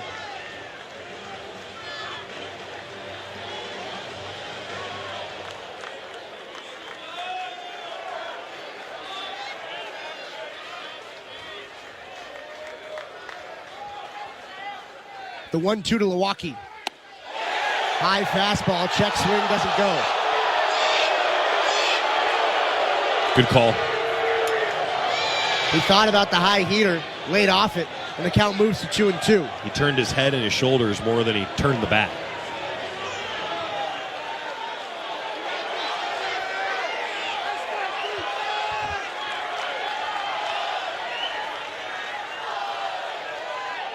Two balls and 2 strikes. Milwaukee swings through strike 3.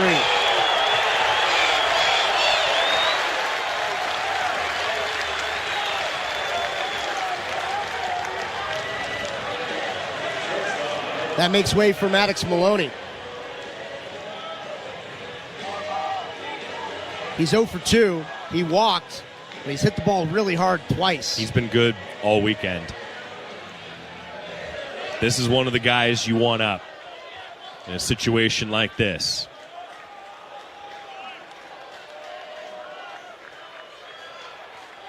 Maloney fouls the first pitch down the right side. He was late on 86 miles an hour. Cozart's fastball is in the mid to high 90s.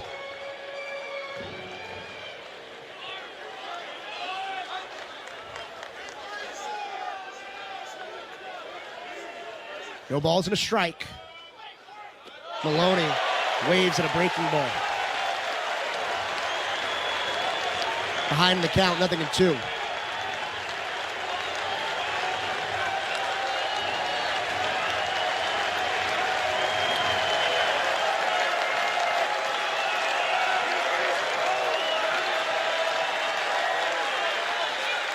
The 0-2 pitch. Maloney watching strike 3 at the knees.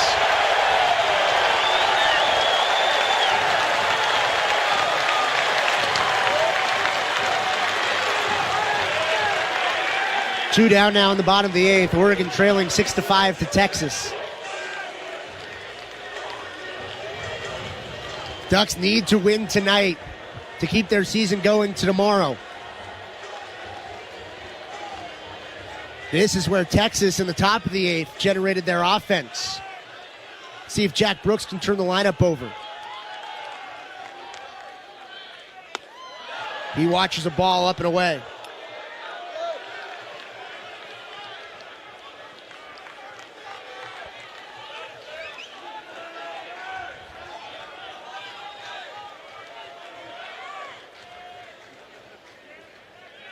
The 1-0 pitch to Brooks. Clips off the outside corner for strike 1.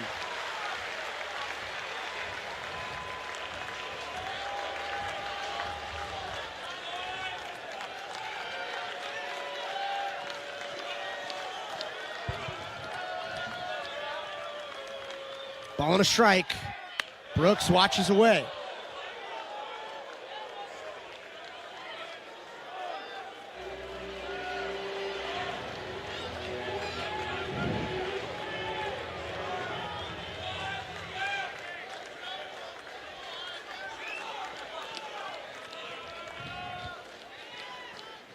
The 2-1 pitch to Brooks.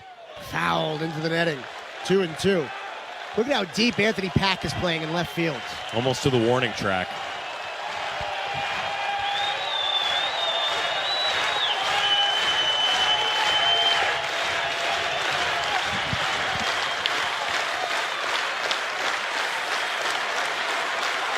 Two balls, 2 strikes, 2 outs.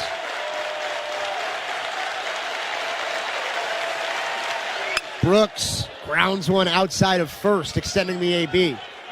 You know, and that's a big deal.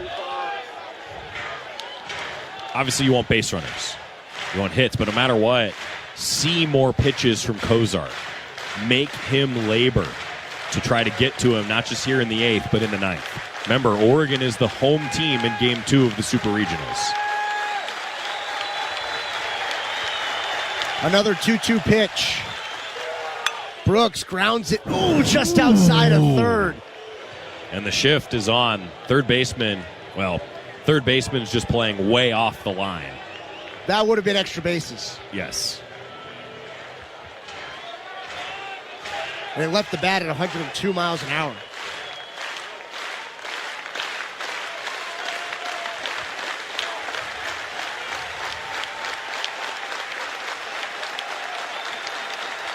Another 2-2.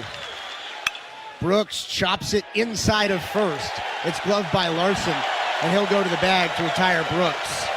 Ducks go down in order in the 8th. Oregon down by a run, going to the 9th. Ducks need to win the 9th inning to keep their season going. That's what's at stake when we come back on the Oregon Sports Network from Learfield.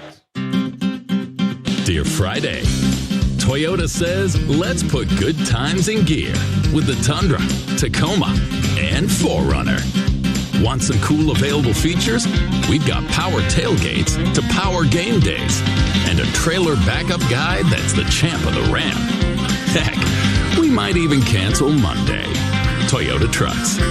Find yours at toyota.com. Toyota. Let's go places. Since 1894, the rivalry between Oregon and Oregon State has grown to a fever pitch. The 2025-26 rivalry series is in full force, and the action between the Ducks and the Beavers will be exciting. Year after year, the student athletes, coaches, and schools take great pride in being part of one of the longest rivalry series in the nation. The University of Oregon would like to thank Pacific Source Health Plans, Albertson Safeway, Toyota, and First Interstate Bank as being the proud partners of this year's rivalry series. Baseball season is important. In a game of inches, it never comes down to one play. There's going to be a bunch of them throughout a game. Sometimes you never know how critical a play is until the end of a game. Sometimes until the end of a season. We'll throw all that out because none is more important than right now. It is the bottom of the 9th inning in Game 2 of the Austin Super Regional.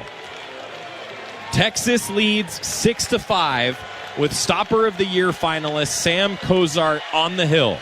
Jax Jimenez, Angel Laya, Ryan Cooney set to hit. Oregon needs a run to keep playing this season. Delivery to Jimenez. Fouled to the net. 285 hitter.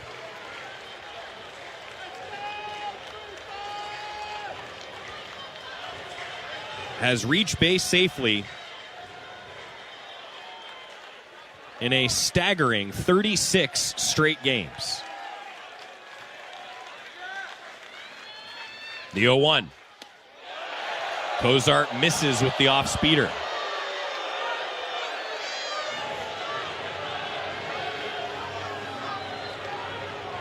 Even count, one apiece to Jimenez. Has been on base twice tonight. A walk and a hit by pitch. 1-1. Jimenez pops it up over to our left and over the roof. Now 1-2. Jimenez has also struck out and flown out tonight. Cozart retired the Ducks 1-2-3 in the 8th with a couple of strikeouts and a ground out. Now it's 1-2 to Oregon's leadoff hitter, Jax Jimenez. The righty deals. Jimenez takes high. 2 balls, 2 strikes.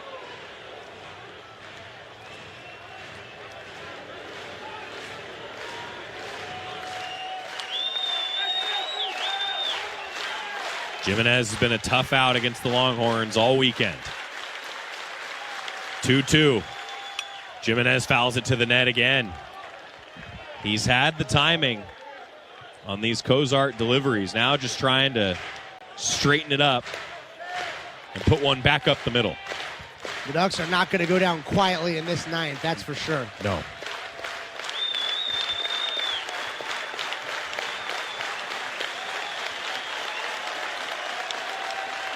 Cozart winds for another 2-2. Jimenez in the air, out of play, left side.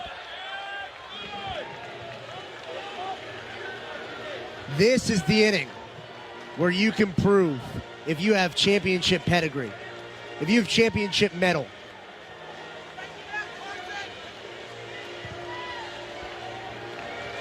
Ducks came back from down 4-0 in the second inning. Now it's 6-5 in the bottom of the ninth inning. 2-2 again. Jimenez on the ground, into the glove of the third baseman. Borba throws Jimenez out. He was shifted off the line, and Jimenez hit it right to Borba. They were giving up the third base line. Yeah, normally that ball gets through. Good defensive positioning. Exactly what I was just going to say. So now it's Angel Laya. With 1 out, the Ducks have 2 outs to keep playing. Down 6-5 in the bottom of the ninth. Laya, a .297 hitter. Takes the first pitch from Cozart in the zone. 80-mile-an-hour off-speeder hit the outside corner to Laya. The freshman right fielder has hit 14 home runs this year. He and Junior Lawaki have each hit 14 this season, setting a freshman single-season program record. 0-1. Cozart hits the knees at 80 miles an hour, staying off speed to Laya.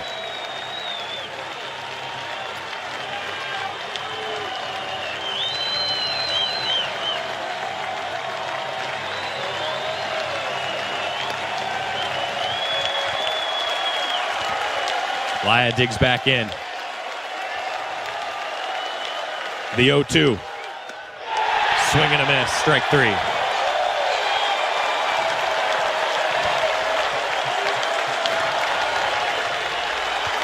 It comes down now to Ryan Cooney. Cooney doubled to lead off the 7th inning. And he scored the go-ahead run to break a 4-4 tie. Texas plated 2 in the 8th to retake the lead 6-5, and that's where we sit now. Cooney 2 for 4 tonight. Base is empty, 2 down. Cooney swings at the first pitch and fouls one away to the right side into the bleachers. Cooney has scored 2 runs. He has 2 hits. The junior has been consistently excellent for Oregon. Ducks looking for a little more excellence tonight, trailing 6-5 in the bottom of the ninth. 0-1. Cozart hits his spot at 83 miles an hour. The Ducks are down to their last strike.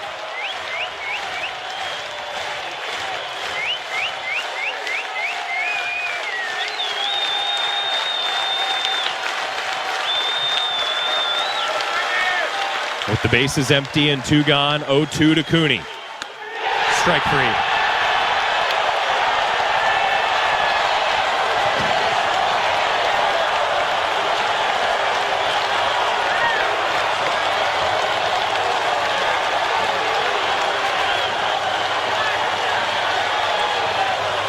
Texas is headed to the College World Series.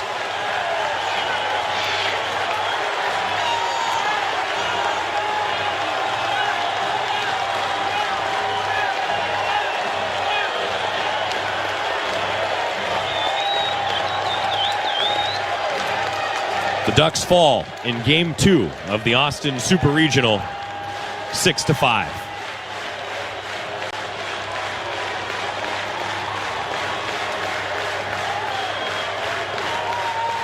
Post-game show coming up as the season comes to a close here in Austin. Texas 6 and the Ducks 5 on the Oregon Sports Network from Learfield. Les Schwab Tires has been proudly serving communities for over 70 years, and we've collected thousands of inspiring stories, like Brett on the way to his wedding when a flat tire left him stranded. The clock was ticking, his bride waiting. He made one call, and a Les Schwab service truck was there to save the day.